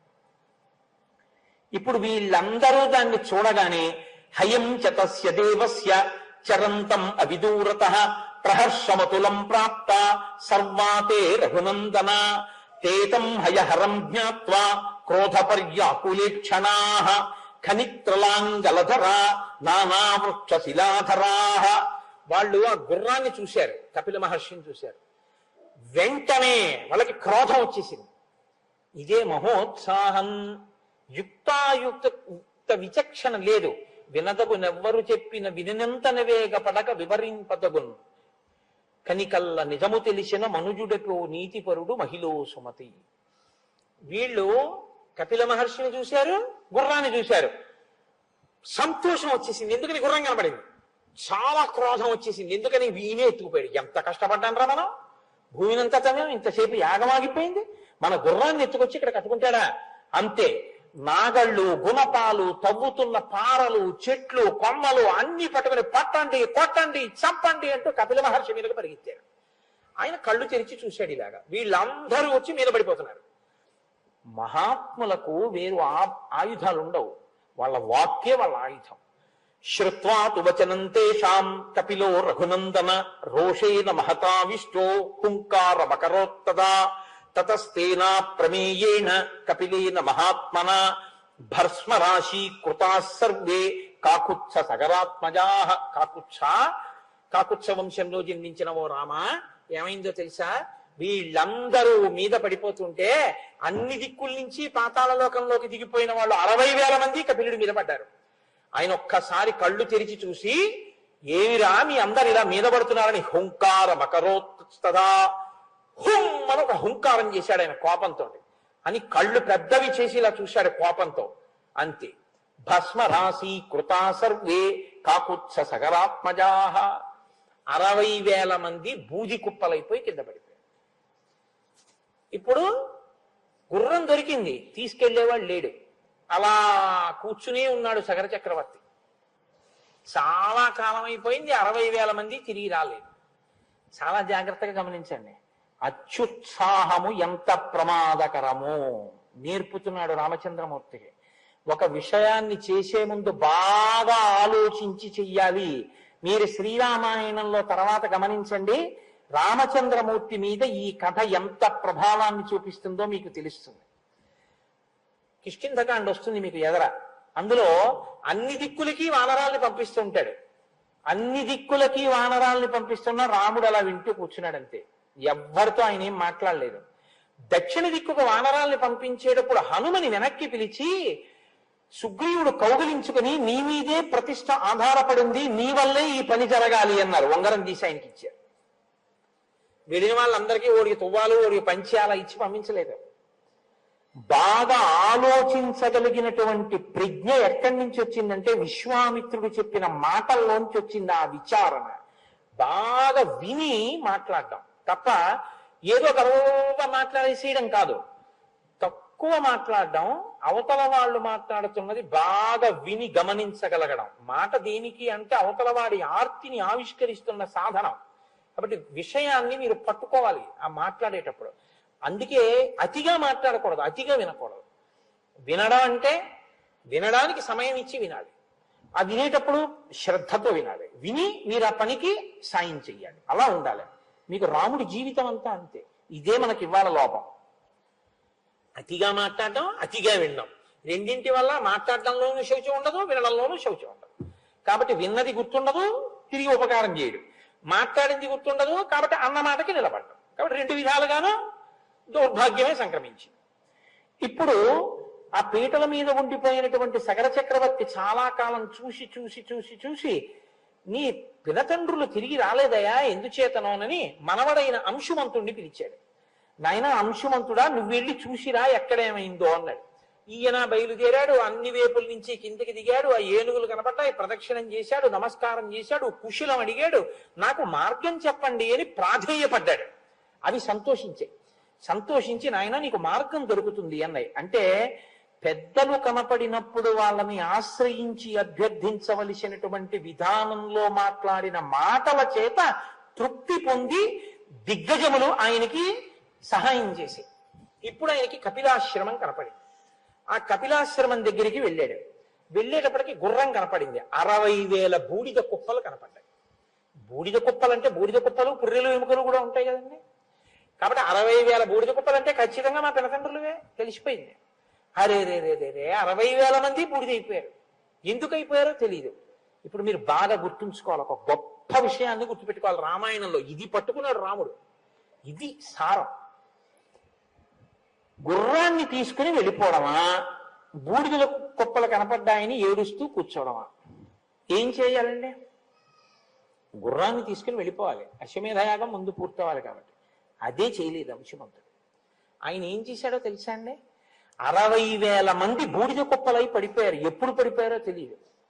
కాబట్టి వీళ్ళ ప్రేతాత్మలు తిరుగుతుంటాయి. ఇంకా వీళ్ళకి జలతర్పణం అవ్వలేదు కాబట్టి దాహంతో ఉంటారు పితృదేవతలు. వాళ్ళు తాగేది నీళ్లే పాపం.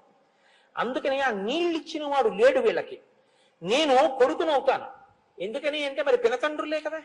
అందుకని చెప్పి నేను ఇప్పుడు తండ్రులు కాబట్టి వీళ్ళకి జలతర్పణం ముందు చేయాలి. ఇది విహిత కర్తవ్యం. ఇంకో 2 రోజులు కూర్చుంటాడు. ఇన్నాళ్ళు కూర్చున్నా ఆయన పీటల మీద. ముందు నేను పట్టుకెళ్ళి జలతర్పణం ఇవ్వాలి. అందుకని ఆయన గబగబా నీళ్లు ఎక్కడున్నాయని వెతికాడు. ఎక్కడ కనపడలేదు. ఆఖరికి ఎక్కడ నీళ్లు కనపడ్డాయి. ఇప్పుడు ఆయన నీళ్లు తేవడం కోసం అని చెప్పి పరిగెత్తాడు. పరిగెడితే గరుత్మంతుడు వచ్చాడు, మేనమామ. వచ్చి ఆయన అన్నాడు, కపిలేనా ప్రమేయేణ దగ్ధాహిమే మహాబలాః సలిలం నార్హసి ప్రాజ్ఞ దాతుమే శాంహి లౌకికం గంగా హిమవతో జ్యేష్ఠ దుహితా పురుషర్షభ తస్యాం కురు మహాబాహో పితॄణాం తు జలక్రియాం భస్మరాశి కృతాం ఏతాం ప్లావయే లోకపావని తయా క్లిన్నమిదం భస్మ గంగయా లోకకాంతయా షష్ఠిం పుత్ర సహస్రాణి స్వర్గలోకం నయిష్యతి సుపర్ణవచనం శ్రుత్వా శోంశుమానతి వీర్యవాన్ త్వరితం హయమాదాయ పునరాయాన్ మహాయశాః. ఆ వచ్చినటువంటి గరుత్మంతుడు అన్నాడు, నాయనా మేనల్లుడా, నువ్వు తొందరపడి పరిగెత్తుకెళ్ళి నీళ్లు తీసుకొచ్చి జలతర్పణం చేద్దాం అనుకుంటున్నావు. నీ పితృదేవతలకి అంటే ఈ చనిపోయినటువంటి పినతండ్రులకి ఈ భూమిలో ఉన్నటువంటి నీళ్లు తీసుకెళ్లి పితృతర్పణం చేసి నీళ్లు విడిచిపెట్టినా వాళ్ళకి ఆ నీళ్లు ముట్టవు. ఎందుకంటే ఈ నీళ్లు ఊర్ధ్వలోకాల్లోకి పితృదేవులకి తల దగ్గరికి వెళ్లే లోపల ఆవిరైపోతాయి. కారణం ఏమిటో తెలుసా? మహాత్ముని యొక్క కోపాగ్ని జ్వాలలకి మరణించారు. అలాంటి వాళ్ళకి ఈ లోకంలో జలతర్పణం ఇవ్వడం కూడా కదలదు. వాళ్ళు అలా దాహము పడుతూ అలా పడుండడమే. వాళ్ళకి ప్రేతత్వం పోవాలంటే, వాళ్ళకి జలతర్పణం చెయ్యాలంటే హిమవంతుని యొక్క పెద్ద కుమార్తె అయినటువంటి గంగా నది స్వర్గలోకంలో ఉంది ప్రవహిస్తూ. ఆమెని భూలోకం మీదకి తీసుకురావాలి. భూలోకం నుంచి పాతాళ లోకంలోకి తీసుకురావాలి. పాతాళ లోకంలో ఉన్నటువంటి ఈ భస్మరాసుల మీద గంగ ప్రవహించాలి. అప్పుడు వాళ్ళకి దాహం తీరి వాళ్ళు ప్రేతత్వం నుంచి విముక్తి పొంది ఊర్ధ్వలోకాలకు ఎడతారు. అలా పట్టుకురాగలవా? ముందు గుర్రం పట్టుకెళ్ళు, ఇవ్వకు నీళ్లు వాళ్ళకి అందదని చెప్పాడు. అంటే బాగా గమనించండి, తొందర పడిపోవడం చాలా తేలిక. Think twice before you leap అని ఇంగ్లీష్ లో సామెత. 2 మార్లు ఆలోచించు దూకే ముందు. Marry in haste and repent at leisure అంటారు. తొందరపడి పెళ్లి చేసుకుని జీవితాంతం విచారించడం. అలా తొందరపడి పని చేసేసి తనకి తన వాళ్ళకి కూడా ఇబ్బంది తెచ్చే పనులు చేయకూడదు. పాపం చెయ్యడం చాలా చాలా తేలిక, జ్ఞాపకం పెట్టుకోండి. అప్పటి సుఖం కోసం ఒక పాపకర్మ చేసేయడం చాలా తేలిక. ఒక్కొక్కసారి ఆ పాపకర్మ ఎంత కట్టి కుడుపుతుందో తెలుసా అండి? ఒక్కసారి శరీరం వదిలిపెట్టిన తర్వాత ఇంకా మిమ్మల్ని ఉద్ధరించడం ఎవ్వరికీ చేతకానంత స్థాయిలోకి వెళ్ళిపోయి కూర్చుంటుంది. అది ఇక ఎవరు ఉద్ధరించలేరు. ఈ చేసిన పని చిన్నది, కానీ వీడు మాత్రం దాహం తీర్చేవాడు కూడా లేక పడుంటాడు. అలా ఎందుకు ఆ స్థితి? ఎందుకంత అత్యుత్సాహం? ఇది తలకాయలోకి వెడుతోంది రామచంద్రమూర్తికి. అన్నిటికన్నా దేనికి పెద్దపీట వేశాడంటే గుర్రం తీసుకెళ్ళడం కన్నా పితృదేవతలకి జలతర్పణం చేయడం మీద శ్రద్ధ పెట్టాడు. పితృదేవతలకి శ్రాద్ధ కర్మ చెయ్యడం అనేటటువంటిది ఎంత ముఖ్యమైనటువంటి విషయమో మనకు అర్థం అవుతుంది. ఏమండి, నేను ఒక్క మాట అడుగుతాను, మీరు మరోలా అనుకోకుండా ఆలోచించండి. నేను తక్కువ చేసి మాట్లాడటలేదు. ఆగస్టు 15 వస్తే అంత సంతోషంగా మనం జాతీయ పతాకాన్ని ఆవిష్కరించి ఒక శాల్యూట్ చేసి నమస్కారం చేసి వస్తాం. అది చాలా మంచిదే. జన్మనిచ్చినటువంటి తండ్రి కష్టపడి పెంచి పెద్ద చేసి శరీరం విడిచిపెట్టిన రోజు గుర్తు పెట్టుకుని ఒక్క 20 రూపాయలు పెట్టి స్వయం పాకం ఇప్పించుకునేటటువంటి స్థాయి తండ్రికి లేదండి. అంత పనికిమాలిన వాడా తండ్రి? జన్మనిచ్చాడే, పెంచి పెద్ద చేశాడే, ముద్దులాడాడే, భుజాల మీద ఎక్కించుకున్నాడే, గుండెల మీద పడుకోబెట్టుకున్నాడే, కొడుకా కొడకా అనే అంత తాపత్రయపడ్డాడే, నీ కోసం అహర్నిశలు పరిశ్రమించాడే, అటువంటి తండ్రి చచ్చిపోయిన రోజు నీకు జ్ఞాపకం లేదు. ఆ రోజున 10 నిమిషాలు పోనీ నువ్వేం చెయ్యొద్దు, బియ్యం ఓ బెల్లం గడ్డ ఒక్క 11 రూపాయలు నాన్నగారి పేరు చెప్పి ఇవ్వడానికి ఖాళీ నీకు లేకపోతే ఏం చెప్పాలా సంస్కారాన్ని? ఇంకా ఆ పాటి చెయ్యలేదండి తండ్రి. కానీ అది అన్నిటికన్నా గొప్పదంటున్నాడు విశ్వామిత్రుడు.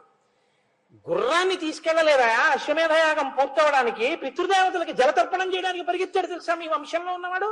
ఈ మాట చెప్పాడండి, ఇలా చెప్పాడని చెప్పినట్టు చెప్పలేదు. పరిగెత్తాడయా అని చెప్పాడు అంతే. సుపర్ణుడు అడ్డుపడ్డాడయా అని కూడా చెప్పాడు. అంటే ఏమయ్యో, తొందరపడి తప్పు చేసేయడం తేలిక, కానీ ఇందులో ఎప్పుడూ ఉండిపోగా, ఇందులోంచి వెళ్ళాక ఏమీ ఉద్ధరించలేవు. ఈ భూమి మీద ఉన్నవేమీ ఉద్ధరించవు. కాబట్టి నీ కొడుకు మాత్రం ఏం చేస్తాడు? ఈ భూమి మీద ఉన్నవి పెట్టే చెయ్యాలి. ఈ భూమి మీద ఉన్నవేవి నిన్ను ఉద్ధరించలేని స్థితికి నువ్వు వెళ్ళి ఇందులోంచి విడిపోయిన తర్వాత దాహమో దాహమో అని అక్కడ పడి కొట్టుకుంటుంటే ఉద్ధరించడం అంటే ఎంత కష్టం అవుతుందో చూడండి. ఏకకాలమునందు శ్రీరామాయణంలో విశ్వామిత్ర మహర్షి రామచంద్రమూర్తిని ఎన్ని రకాలుగా దిద్దేస్తున్నారో చూడండి మీరు. కనపడుతోంది అలా దిద్దుతున్నట్టు ఏమన్నా? కానీ వింటున్నటువంటి రాముడి యొక్క మేధస్సులోకి వెడుతున్న ఈ విషయాలు. ఓ, పితృకార్యం అంటే ఇలా ఉంటుంది, ఇంత శ్రద్ధతో చెయ్యాలి. తండ్రి గారి శ్రాద్ధం అంటే, తల్లిగారి శ్రాద్ధం అంటే అంత గౌరవంగా అంత మర్యాదతో పెట్టవలసినటువంటి రోజు. చూశావా మా పితృదేవత, మా పెద్దవాళ్ళు ఎలా బతికారో చూశావా? తొందరపడితే ఎంత ఇబ్బందులు వచ్చాయో తెలుసుకుంటున్నాడు పిల్లాడు. ఏది నేర్పాలో ఆ సంస్కారం నేర్పుతున్నాడు, ఏది ఇవ్వాలో అది నిన్ను ఇచ్చేశాడు. నిన్నను యాక్సిలేటర్ బిగించాడు, ఇవాళ బ్రేకులు బిగిస్తున్నాడు. ఇప్పుడు ఆ కారు లోకానికి ఉపయుక్తం అవుతోంది. ఇదే నేను మీకు మనవి చేసింది ఉపోద్ఘాతంలో.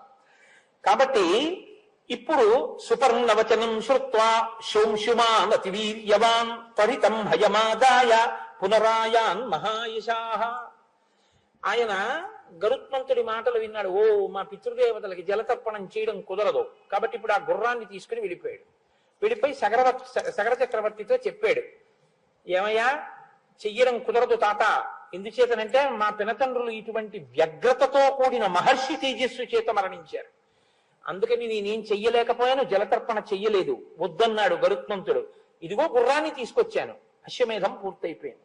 సగర చక్రవర్తి బతికున్నంత కాలం బాధపడుతూనే ఉన్నాడు. అయ్యయ్యో ఎలాగరా, కొడుకులు 60,000 మంది చచ్చిపోయారు, వాళ్ళకి జలతర్పణ లేదు, ఎలా వాళ్ళను ఉద్ధరించడం, గంగను ఎలా తీసుకురావడం? కొన్ని వేల సంవత్సరములు పరిపాలించినంత కాలం దిగులుతోనే పరిపాలించాడు. ఎందుకు పట్టింది ఆ దిగులు? పాపం ఆయన తప్పు కాదు, వాళ్ళ అత్యుత్సాహం. ఇప్పుడు ఆయన బాధపడి బాధపడి బాధపడి కొంతకాలానికి కాలధర్మం గతే రామ. ఎంత బాగా మాట్లాడతాడండి, చచ్చిపోయాడండో, కాలధర్మం చెందాడు. మా నాన్నగారి శరీరం పడిపోయిందండి అండం ఒకెత్తు, మా నాన్నగారు చచ్చిపోయారండి అండం ఒకెత్తు. చాలా గౌరవం ఉంటే మీరు అన్ని ఒక్కలా ఆయన కులాసాగా ఉన్నారా అండి అని అడగడం ఒకెత్తు. ఏమంటే నేను ఆ ఊళ్ళో ఉండేటప్పటికే వారికి 90 సంవత్సరాలు, వారు ఇప్పుడు కులాసాగా ఉన్నారా అని అడగడం ఒకెత్తు. నేను ఆ ఊళ్ళో ఉండేటప్పటికే ఆయనకి 90 ఏళ్ళు, ఆయన ఇంకా బతికున్నారా అని అడగడం ఇంకో ఎత్తు కదండి. మాటల చేత దేవతలు మన్నన చేసి వరంబులిత్తురును. మీ మాట మీ సంస్కారాన్ని ఆవిష్కరిస్తుంది. కాబట్టి కాలధర్మం గతే రామ సగరే ప్రకృతి జనాహ. కాలధర్మం చెందాడయా, కాలంలో అందరూ ఏ ధర్మాన్ని చెందుతారో పంచభూతాల్లో సగర చక్రవర్తి కూడా అలా కలిసిపోయాడు. తర్వాత ఆయన కుమారుడైనటువంటి దిలీపుడు రాజ్యానికి వచ్చాడు. అంత ఖ్యాతి గణించినటువంటి దిలీపుడు కొన్ని వేల సంవత్సరములు ఈ భూమండలాన్ని పరిపాలించాడు. పరిపాలించినంత కాలం ఇదే బెంగ. అయ్యో, నా పితృదేవతల్ని ఎలా తరింప చెయ్యాలి, ఎలా ఆకాశంలోంచి ఆ గంగ వస్తుంది, ఎలా తీసుకురావడం, దీని గురించి చింతించి చెయ్యగలిగింది లేక దిలీపుడు కూడా శరీరాన్ని విడిచిపెట్టేశాడు. దిలీపుడి శరీరం పడిపోయిన తర్వాత ఆయన కుమారుడు భగీరథుడు రాజయ్యాడు. భగీరథుడు రాజయిన తర్వాత భగీరథుడు కొన్ని సంవత్సరములు పరిపాలన చేసిన తర్వాత మంత్రులు చెప్పారు, మీ ముందు వాళ్ళు పరిపాలన చేసినప్పుడు ఈ బెంగతోనే ఉన్నారు, ఇప్పటికీ మీ వంశంలో కొంతమంది పితృదేవతలు ప్రేతత్వం నుంచి విడుదల పొందలేదు, అలాగే ఉన్నారు దాహంతో. మీ వంశంలో వాళ్ళెవరూ చేయలేకపోయారు ఈ పని. ఆయన విన్నాడు, తప్పకుండా ఈ పని నేను చేస్తానన్నాడు. మీరు ఒకటి బాగా గుర్తుపెట్టుకోండి, తండ్రి అంటేనే మర్యాద లేనివాడు ఎక్కడో ముక్తాతల మీద గౌరవంతో ఏదైనా చేస్తాడా? వాడు చేసేది ఏమి ఉండదు. ఇప్పుడు రాజ్యానికి వచ్చిన వాడు హాయిగా రాజ్య సుఖాలు అనుభవించాలా? వాళ్ళ కర్మ అండి, అప్పుడేదో వాళ్ళు అలా అక్కర్లేని పనులు అన్నీ చేశారు, పోయారు, ఫోన్లు ఎదురు ఊసేందుకు ఇప్పుడు మనం పరిపాలన చేసుకుందాం ధర్మంగా అనొచ్చు. త్యాగం అంటే ఇది. తన కొరకు తాను బతకడం కాదు, తను ఎందులో పుట్టాడో ఆ వంశంలో వాళ్ళను ఉద్ధరించడం గొప్ప అనుకున్నాడు. రాజ్యాన్ని వదిలిపెట్టి అరణ్యానికి వెళ్ళిపోయాడు తపస్సుకి. రామా, ఆ భగీరథుడు మీ వంశంలో వాడు. రాముడు చెప్తున్నాడు విశ్వామిత్రుడు. వింటున్నాడు రామచంద్రమూర్తి. ఓ, తన వంశకర్తల్ని ఉద్ధరించడం కోసం రాజ్యాన్ని విడిచిపెట్టి తపస్సు చేశారు మా వాళ్ళు. ఇదే రామచంద్రమూర్తి. భరతుడికి రాజ్యం కావాలంటే తీసేసుకోమను, నేను ఇట్టించి అరణ్యాలకు వెళ్ళిపోతానన్నాడు. మీకు శ్రీరామాయణంలో తర్వాత రామచంద్రమూర్తి యొక్క సత్యధర్మ నిష్టంతో వశిష్ఠ విశ్వామిత్రులు మాట్లాడిన మాటల్లోంచి వచ్చినదే. గురువు అంటే అది, గురువు వాక్ అంటే అలా ఉంటుంది, వినేవాడు ఉంటే. కాబట్టి ఇప్పుడు ఆయన గోకర్ణ క్షేత్రాన్ని చేరాడు. నేను తీర్థయాత్రకు వెళ్ళినప్పుడు ఈ గోకర్ణ క్షేత్రం గురించి బస్సులో క్విజ్ పెట్టుకుంటూ వెళ్ళాం కూడా, రామాయణము గోకర్ణ క్షేత్రము అని. ఆ గోకర్ణ క్షేత్రం చాలా గొప్పగా ఉంటుంది. శృంగేరి వెళ్ళేటటువంటి వాళ్ళకి ఆ గోకర్ణం, ఆ తర్వాత ఉడిపి, మూకాంబిక, ధర్మస్థలి, కుక్షి సుబ్రహ్మణ్యం, కుక్కి అంటుంటారు, కుక్షి సుబ్రహ్మణ్యం, శృంగగిరి, ఇవన్నీ ఒక చోటికి వచ్చేటటువంటి ప్రదేశాలు. అవి అక్కడికి వెళ్ళి గోకర్ణ క్షేత్రానికి వెళ్ళి తపస్సు చేశాడు. ఎటువంటి తపస్సుట? ఊర్ధ్వబాహు పంచతపా మాసాహారో జితేంద్రియ తస్య వర్ష సహస్రాణి ఘోరే తపసి తిష్ఠితః. ఎవరో చేసినటువంటి పొరపాటు వంశంలో. ఈయన ఎంత కష్టపడుతున్నాడో చూడండి. ఊర్ధ్వబాహు, రెండు చేతులు పైకెత్తాడు. పంచతపా, నాలుగు వేపులా గ్రీష్మ ఋతువులో అగ్నిహోత్రాన్ని పెట్టుకుని కన్నులు ముయ్యకుండా సూర్యుడి వంక అలా చూస్తూ ఉన్నాడు. దీన్ని పంచాగ్నిహోత్ర తపస్సు అంటారు. పంచతప మాసాహారో, నెలకి ఒక్కరోజే ఆహారం తిన్నాడు. జితేంద్రియ, ఇంద్రియములను గెలిచి నిలబడ్డాడు. తస్య వర్ష సహస్రాణి, 1000 ఏళ్ల తపస్సు చేశాడు. ఘోరే తపసి తిష్ఠితః, ఘోరమైన తపస్సులో బ్రహ్మగారి గురించి అలా నిలబడ్డాడు. ఇప్పుడు చతుర్ముఖ బ్రహ్మగారు ప్రీతి చెందారు. అబ్బా, ఎంత ఘోరమైన తపస్సు చేస్తున్నాడు రా! ఆయన దిగొచ్చారు. భగీరథ మహాభాగ ప్రీతస్తేహం జనీశ్వర తపసాచ సుతప్తేన వరం వరయ సువ్రత. నాయనా, నీకేం కావాలి? నీ తపస్సు చేత ప్రీతి చెందాను, నీకేం కావాలో కోరుకో, ఇస్తానన్నారు. ఆయన అన్నారు, గంగాయాః సలిలక్లిన్నే భస్మన్యేషాం మహాత్మనాం స్వర్గం గచ్చేయురత్యంతం సర్వే మే ప్రపితామహాః దేయాచ సంతతిర్దేవ నావసీదేత్ కులంచనః ఇక్ష్వాకూణాం కులే దేవ ఏషమేస్తు వరపరః. మా ప్రపితామహులైనటువంటి వారు పితృ పితామహ ప్రపితామహ. ప్రపితామహులైనటువంటి వాళ్ళంటే ముత్తాతలు దాహం కూడా తీరకుండా ప్రేతత్వం విడవడానికి వీలు లేకుండా పడున్నారు. కపిల మహర్షి యొక్క ఆగ్రహ జ్వాలలకు భస్మరాశులై వాళ్ళ నుంచి గంగ ప్రవహించాలి. అందుకని స్వర్గలోకం నుంచి గంగని విడిచిపెట్టండి, ఇది నా మొదటి వరం. 2, ఏమి ప్రారంధమో తెలియదు కానీ మా ఇక్ష్వాకు వంశంలో ఎప్పుడూ సంతానం కోసం ఇబ్బందులు పడుతున్నారు. మా ఇక్ష్వాకు వంశం సంతానానికి ఇబ్బంది పడకుండా మా వంశము ఎప్పుడూ సంతోషంగా పుత్రపౌత్రాభివృద్ధిగా ఉండేటట్టుగా అనుగ్రహించవలసింది. చతుర్ముఖ బ్రహ్మగారు చూసి అన్నారు, తప్పకుండా ఇందులో ఒక వరం నేను నీకు ఇచ్చేస్తున్నాను. ఇక్ష్వాకు వంశంలో ఇంకా సంతానానికి ఇబ్బంది లేకుండా తప్పకుండా వంశం కొనసాగుతుంది, బిడ్డలు పుడతారు. కానీ నాయన, గంగ ఆకాశంలోంచి పాతాళ లోకంలోకి రావాలన్నావే, ఆ కోరిక నేను తీర్చలేను. ఎందుకో తెలుసా? గంగాయాః పతనం రాజన్ పృథివీన సహిష్యసి పృథివీన సహిష్యతి తాం వై ధారయితుం వీరనాన్యం పశ్యామి శూలినః. గంగ ఆకాశంలోంచి కాని భూమి మీద పడిందా, పాతాళ లోకానికి వెళ్ళాలంటే ముందు భూమి మీద పడాలి. భూమి మీద కాని పడిందా, ఈ భూమి తట్టుకోలేదు, కదిలిపోతుంది భూమి. కాబట్టి భూమి యొక్క స్వరూపం పాడవకూడదు. కాబట్టి గంగని ఆకాశంలోంచి భూమి మీద పడు అని చెప్పడం కుదరదు. కానీ నేను నీకు ఒక మార్గం చెప్తాను. అలా పడాలి అంటే భూమి మీద నిలబడి గంగ పడుతున్నప్పుడు తల మీద పట్టి విడిచిపెట్టగలిగిన వాడు ఉండాలి. అలా పట్టి విడిచిపెట్టగలిగిన వాడు ఒక్కడే ఉన్నాడు ఈ సమస్త బ్రహ్మాండములో. వీరనాన్యం, ఇంకెవ్వడు లేడు. పశ్యామి, ఉన్నాడు, చూస్తున్నాను. ఎవడో తెలుసా? శూలినః, త్రిశూలం పట్టుకున్న మహాదేవుడు, త్రిపురాంతకుడు, త్రయంబకుడు, సదాశివుడు, పరమేశ్వరుడు, పరమశివుడు ఉన్నాడే, ఆయన పట్టుకుంటాడు. ఆయన కాని వచ్చి నిలబడ్డాడా, గంగ వచ్చి ఆయన తల మీద పడుతుంది. ఆయన తల మీద పడితే ఆయన తట్టుకోగలడు, భూమి కూడా తట్టుకోగలదు. ఆయన తల నుంచి కింద పడుతుంది. అందుకని పరమశివుడు వస్తే విడిచిపెట్టడం కుదురుతుంది. అంతకన్నా నేను ఏం చెప్పను, స్వస్తి అని లేచిపోయాడు. అంటే ఇప్పుడు ఏం చేయాలి? పరమశివుడిని అడగాలి కదా. ఎక్కడవుతుందిలే మన వల్ల, ఇప్పటికి 1000 ఏళ్ళు ఊర్ధ్వబాహు పంచతప మాసాహారో జితేంద్రియ, ఇంత తపస్సు చేశాం. మళ్ళీ ఇప్పుడు పరమశివుడి గురించి తపస్సు. ఇప్పుడు ఆయన కోసం తపస్సు చేస్తే ఆయన ఏమంటాడో, మళ్ళీ ఎందుకు వచ్చిన ప్రారంభం, వెళ్ళిపోతాను రాజ్యానికి, ఏదో ఒకటి సాధించానుగా అని వెళ్ళిపోవచ్చు. వెళ్ళలేదు. ఇది భగీరథ ప్రతిజ్ఞ అంటారు. నేను సాధించి తీరుతాను. పట్టుదలంటే ఎలా ఉంటుందో రామా చూడు. 1000 ఏళ్ళు తపస్సు చేసి మళ్ళీ శివుడి కోసం తపస్సు చేస్తున్నాడు. నీ వంశంలో వాడే చెప్తున్నాడు రామచంద్రమూర్తికి. ఓ, పట్టుదలంటే ఇలా ఉండాలన్నమాట, మొక్కలోని సాహసంతో ఉండాలన్నమాట.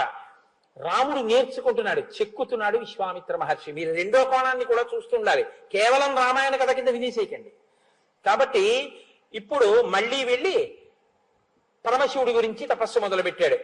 ఊర్ధ్వబాహుర్నిలాలంబో వాయుభక్షో నిరాశ్రయ అచలస్థాణువస్థిత్వా రాత్రిం దివమరిందమా. రాత్రి లేదు, పగలు లేదు, 2 చేతులు పైకి పెట్టి మాసాహారో, బ్రహ్మగారి గురించి తపస్సు చేసినప్పుడు నెలకోసారి ఆహారం తిన్నాడు. ఇప్పుడు ఆహారం లేదు. వాయుభక్షో, కేవలం గాలి తింటున్నాడు. నిరాశ్రయ, ఏమి ఆశ్రయం కూడా లేదు. అచలహ, కదలటం లేదు. స్థాణువత్, బిగిసిపోయినటువంటి విగ్రహం ఎలా ఉంటుందో అలా నిలబడ్డాడంతే. నిలబడి 2 చేతులు పైకెత్తి తదేకంగా పరమశివుడి గురించి తపస్సు చేశాడు. చేస్తే అలాంటి తపస్సు 1 సంవత్సరం పాటు చేశాట. చేస్తే పరమేశ్వరుడు ప్రీతి చెందాడు.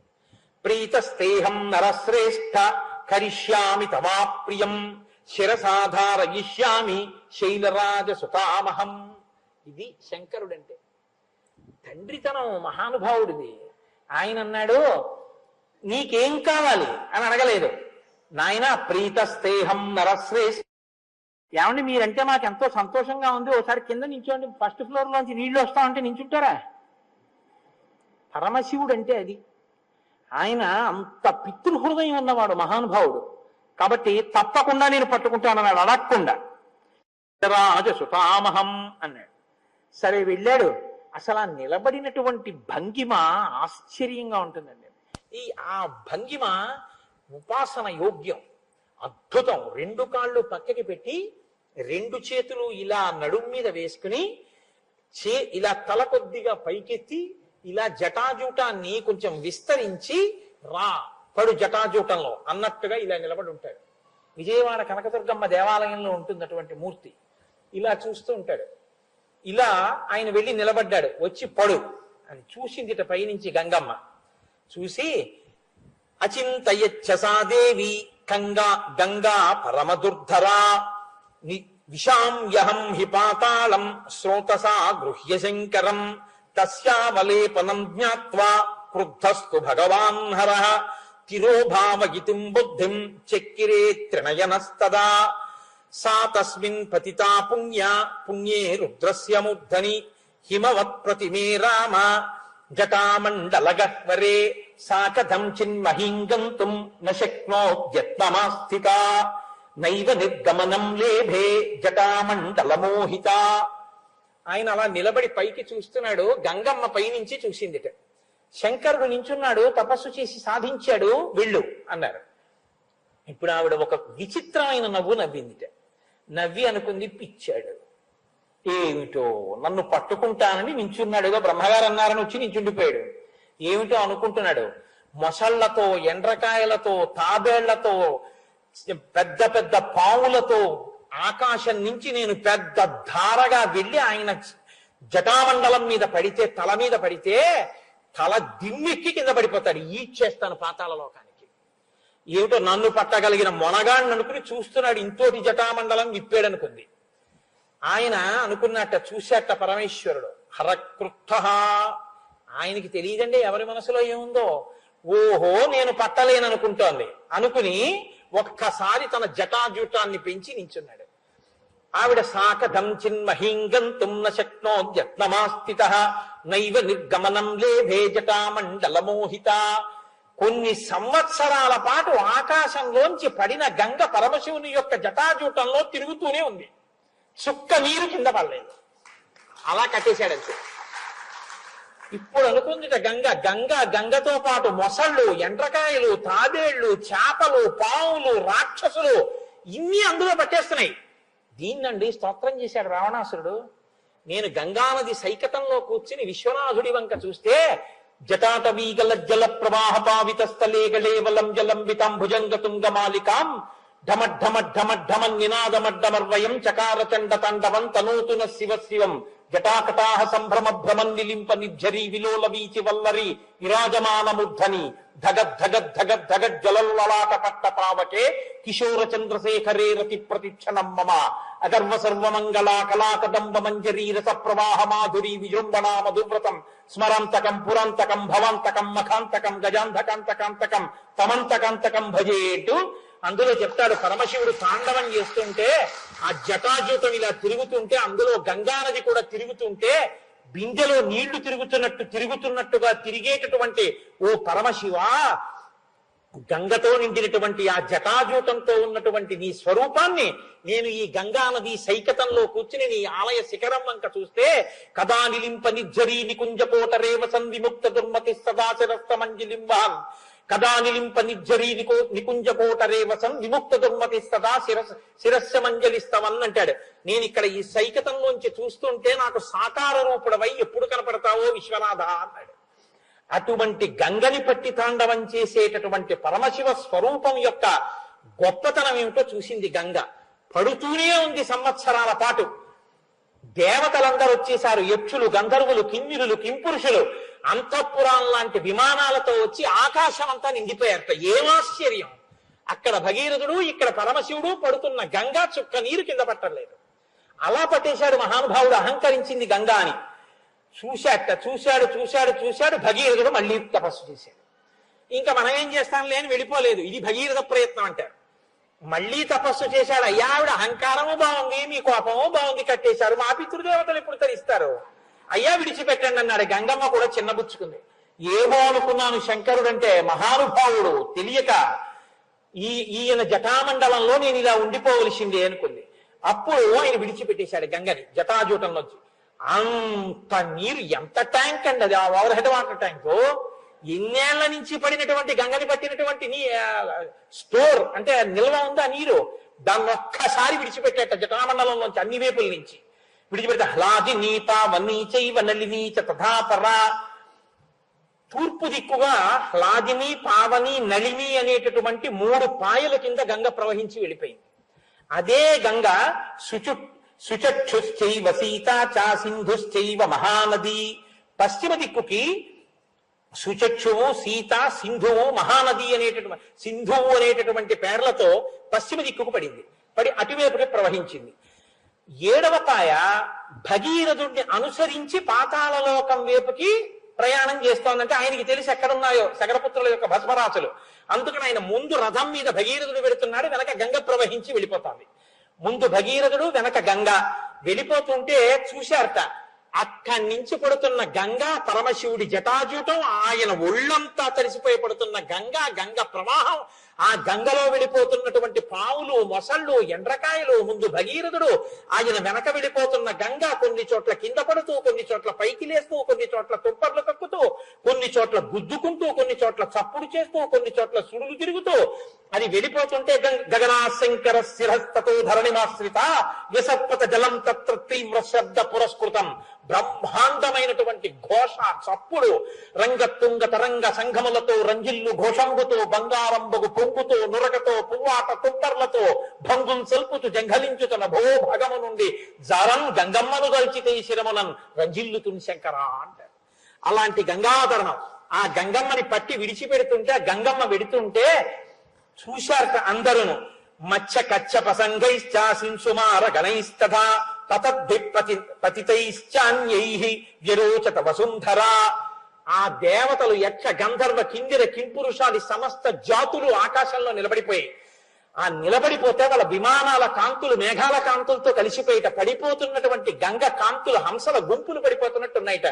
అందులో మెరిసిపోతున్నటువంటి చేపలు, మెరిసిపోతున్న మొసళ్ళు, మెరిసిపోతున్న పావులు, వీటి మెరుపులతో ఆకాశం నిండిపోయిందిట.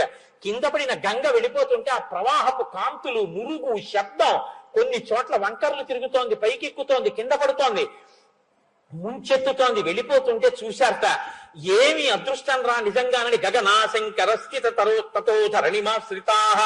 అప్పుడు వీళ్ళందరూ చూసి సామాన్యమైనటువంటి గంగావతరణమా అని తత్వ దేవర్షి గంధర్వామ సుధా తలవాసిన భవాంగపతి తంతో యం పవిత్ర వితిపస్పృశు.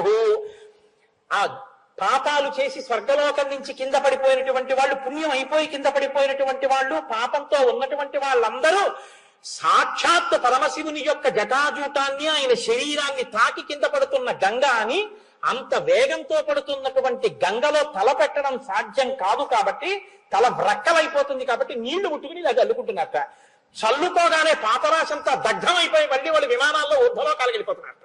ఊర్ధ్వలోకాల్లో ఉన్న వాళ్ళు ఇది చూసి, అమ్మ బాబోయ్ ఇటువంటి గంగ మనకి దొరుకుతుందా, ఇటువంటి సన్నివేశం దొరుకుతుందా, వెళ్ళి స్నానం చేద్దామని విమానాలు దిగిపోతున్నాయి, స్నానం చేస్తున్నారు, విమానాలు పైకి ఎక్కేస్తున్నాయి. ఏమి గంగావతరణం, ఏమి ప్రవాహం. ముందు భగీరథుడు, వెనక గంగా చూసి తీరాలని గంగా ప్రవాహానికి రెండు పక్కల ఒడ్ల మించి ఎన్ని వేల రథాలు వెళ్ళిపోతున్నాయి. ఇన్ని రథాల సవ్వడి, ఇంత గంగా ప్రవాహం. ముందు భగీరథుడు వెనక్కి చూస్తూ వచ్చేస్తున్న గంగని చూస్తూ సంతోషపడిపోతూ వెళ్ళిపోతున్నాడు. ఇలా వెళ్ళిపోతుండగా మహానుభావుడు అక్కడ ఉన్నటువంటి జహ్ను మహర్షి యజ్ఞ కవాటంలో యజ్ఞం చేసుకుంటున్నాడు.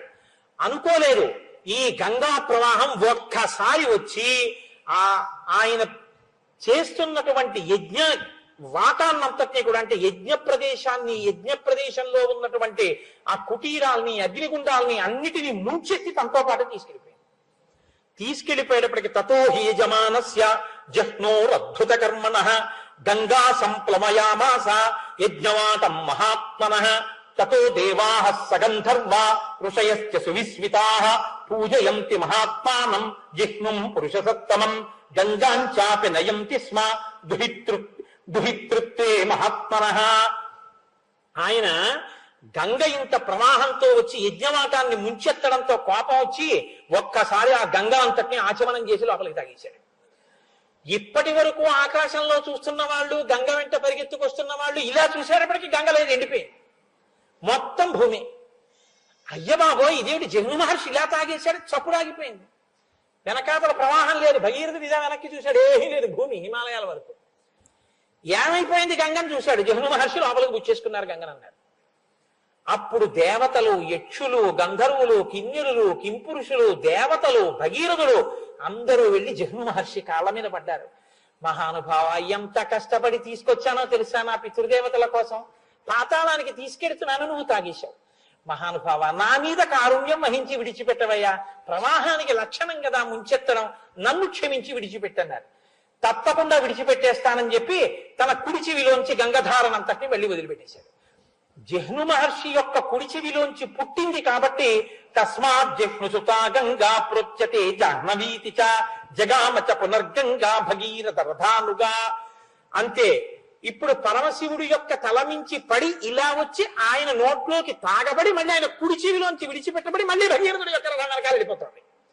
ఇలా వెళ్ళిపోతున్నటువంటి గంగా ప్రవాహాన్ని చూసి ఇంకో అద్భుతం, చూడండి ఆయన చెవిలోంచి ఎలా వచ్చేస్తుందో గంగ. ఆయన శరీరంలోంచి పుట్టింది కాబట్టి వీడికి జాహ్నవి అని పిలుద్దామన్నారట. జాహ్నవి జాహ్నవి అని అందరూ పువ్వులేసి పూజ చేశారు. ముందు భగీరథుడు మళ్ళీ సంతోషంగా వెళుతున్నాడు, మళ్ళీ గంగ వెళ్ళిపోతుంది. మళ్ళీ దేవతలు ఆశ్చర్యపోయారు, మళ్ళీ గంగ పరిగెత్తింది, మళ్ళీ అందరూ పరిగెత్తున్నారు. మళ్ళీ రథాలు, మళ్ళీ స్నానాలు, మళ్ళీ పైకి వెళ్ళేవాడు, మళ్ళీ కిందకి వెళ్ళేవాడు. గంగావతరణం అంటే అదో పెద్ద హడావిడితో కూడుకున్న విశేషం అండి. ఆఖరికి అందరూ కలిసి వెళ్ళారు. వెళ్ళి భగీరథుడు పాతాళ లోకంలో పితృదేవతల యొక్క భస్మ రాసులు పడి ఉన్నటువంటి ప్రాంతం దగ్గరికి వెళ్ళి రథాన్ని పక్కకి పెట్టాడు.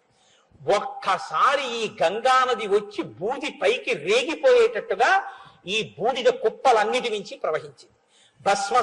భస్మన్ యథా ప్లుతే రామ గంగాయా సలిలే నవై సర్వలోక ప్రభుర్బ్రహ్మ రాజానమిదబ్రవీత్.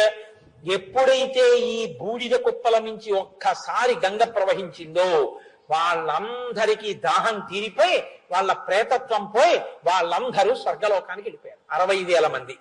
అప్పుడు పరిగెత్తుకుంటూ చతుర్ముఖ బ్రహ్మగారు హంసవాహనం ఎక్కి వచ్చాడు. నాయన, లోకంలో దుర్లభం, ఎవ్వరూ సాధించలేనటువంటిది, అత్యద్భుతమైనటువంటి కర్మ చేశావు. గంగని స్వర్గలోకంలోంచి భూమి మీదకి రామచంద్రమూర్తి ఆశ్రమంలోకి నడిచొస్తుంటే ఆయన మీద గాలి అహల్యకి తగిలేటప్పటికే ఆవిడికి చర్మం పనిచేయడం మొదలెట్టింది. రామచంద్రమూర్తి పాదములకు పెట్టుకున్న మంజీరముల ధ్వని ఆవిడ చెవిలో పెడితే ఆవిడ చెవులు పనిచేయడం మొదలెట్టేట. ప్రభుమేని నెత్తావి పరిమళించిన తోన ఆయన శరీరం మీద ఉండేటటువంటి సువాసన తగలగానే ఆవిడ ముక్కు పనిచేయడం మొదలుపెట్టింది. అప్పటి వరకు ఇంద్రియాలన్నీ లోపలికి వెళ్ళిపోయి ఆ ప్రభునీలరత్న తోరణ మంజులంగంబు గనవచ్చి రాతికి కనులు కలిగే ఆ నీల తోజిత మధ్యస్థ విద్యుల్లేకే భువాస్వర అన్నట్టుగా నీలమేఘ శ్యాముడు కదా ఆయన. ఆ కాంతితో కూడిన రామచంద్రమూర్తి యొక్క శరీర కాంతి ద్యోతకం కాగానే ఆవిడ కన్నులు పనిచేయడం మొదలెట్టేట. ఆ ప్రభుండు వచ్చి ఆతిథ్యమును స్వీకరించినంత ఆయన ఆతిథ్యం స్వీకరిస్తున్నప్పుడు అహల్య పెడుతుంటే సీతా కళ్యాణ ఘట్టం ఆవిడికి ముందే తెలిసి సీతారాముడుగా శ్రీరామచంద్ర ప్రభువుగా ఆవిడికి దర్శనమిచ్చేట. ఈ విషయాన్ని చెప్తూ ఇప్పుడు రామచంద్రమూర్తి వస్తే అహల్యకి శాప విమోచనం అయింది. ఎందుకంటే విశ్వామిత్ర మహర్షి చెప్పారు, నీ వల్లే శాప విమోచనం అవుతుంది, లోపలికి రా అని. శాప విమోచనం అయింది. అహల్య రాముడికి నమస్కారం చేయాలా, రాముడు అహల్యకి నమస్కారం చేయాలా? రాఘవౌతు తతస్తస్యాః పాదౌ జగృహుతస్తథా స్మరంతి గౌతమవచః ప్రతిజగ్రాహ చాచతౌ. అంతటి మహాపతివ్రత నా తల్లితో సమానమైంది, గౌతమ మహర్షి భార్య, నేను బ్రహ్మచారిని, పిల్లవాణ్ణి, ఆ తల్లికి నేను నమస్కరించాలని రామచంద్రమూర్తి నేల మీద పడి అహల్యకి నమస్కారం చేశారట. ఇది వినయం అంటే. అప్పుడు అహల్య రాముణ్ణి కూర్చోబెట్టి లక్ష్మణుడిని కూర్చోబెట్టి ఆతిథ్యం ఇచ్చిందిట. ఈవిడికి శాప విమోచనమైందని తను తెలుసుకోగానే హిమాలయాల నుంచి యోగ మార్గంలో వచ్చి గౌతమ మహర్షి అహల్యని స్వీకరించి తనతో పాటుగా మళ్ళీ ఆశ్రమానికి తీసుకెళ్లారు. ఇద్దరు సంతోషంగా ఉన్నారు. ఇది అత్యద్భుతమైన ఘట్టం. రాముడి మనసు మీద ఇది ఎంత ప్రభావం చూపించిందో తెలుసా అండి? వైవాహిక జీవితం అంటే ఇది. భార్యని ఉద్ధరించుకోవడం అంటే భర్త అలా ఉండాలి తప్ప అయిందానికి కాందానికి భార్యని అనుమానించేవాడు పురుషుడు ఎలా అవుతాడు? భార్య నిజంగా దోషభూయిష్ట అయినా ఉద్ధరించుకున్నవాడు భర్త. ఇది ఈ నమ్మకం ఆయన్ని ఏకపత్ని వ్రతుణ్ణి చేసింది. విశ్వామిత్రుడు చెక్కాడు రామచంద్రమూర్తిని. మనం ఆ జాతికి వారసులం. అటువంటి చోట విడాకుల కోర్టులు కేసులు చాలా దౌర్భాగ్యమైనటువంటి విషయం. అసలు ఈ జాతికి అది తెలియనే తెలియదు. కాబట్టి ఆ రామచంద్రమూర్తి అనుగ్రహం చేత అట్లాంటి ఇబ్బందులు లేకుండా మనందరం పరమ సంతోషంగా జీవితాలు గడిపేటటువంటి స్థితి, అభ్యుదయము మనకి కలుగుగాక. మన బిడ్డలు పవిత్రమైన జీవితాన్ని గడిపేటటువంటి అనుగ్రహం ఆ సీతారాములు కృప చేయుగాక.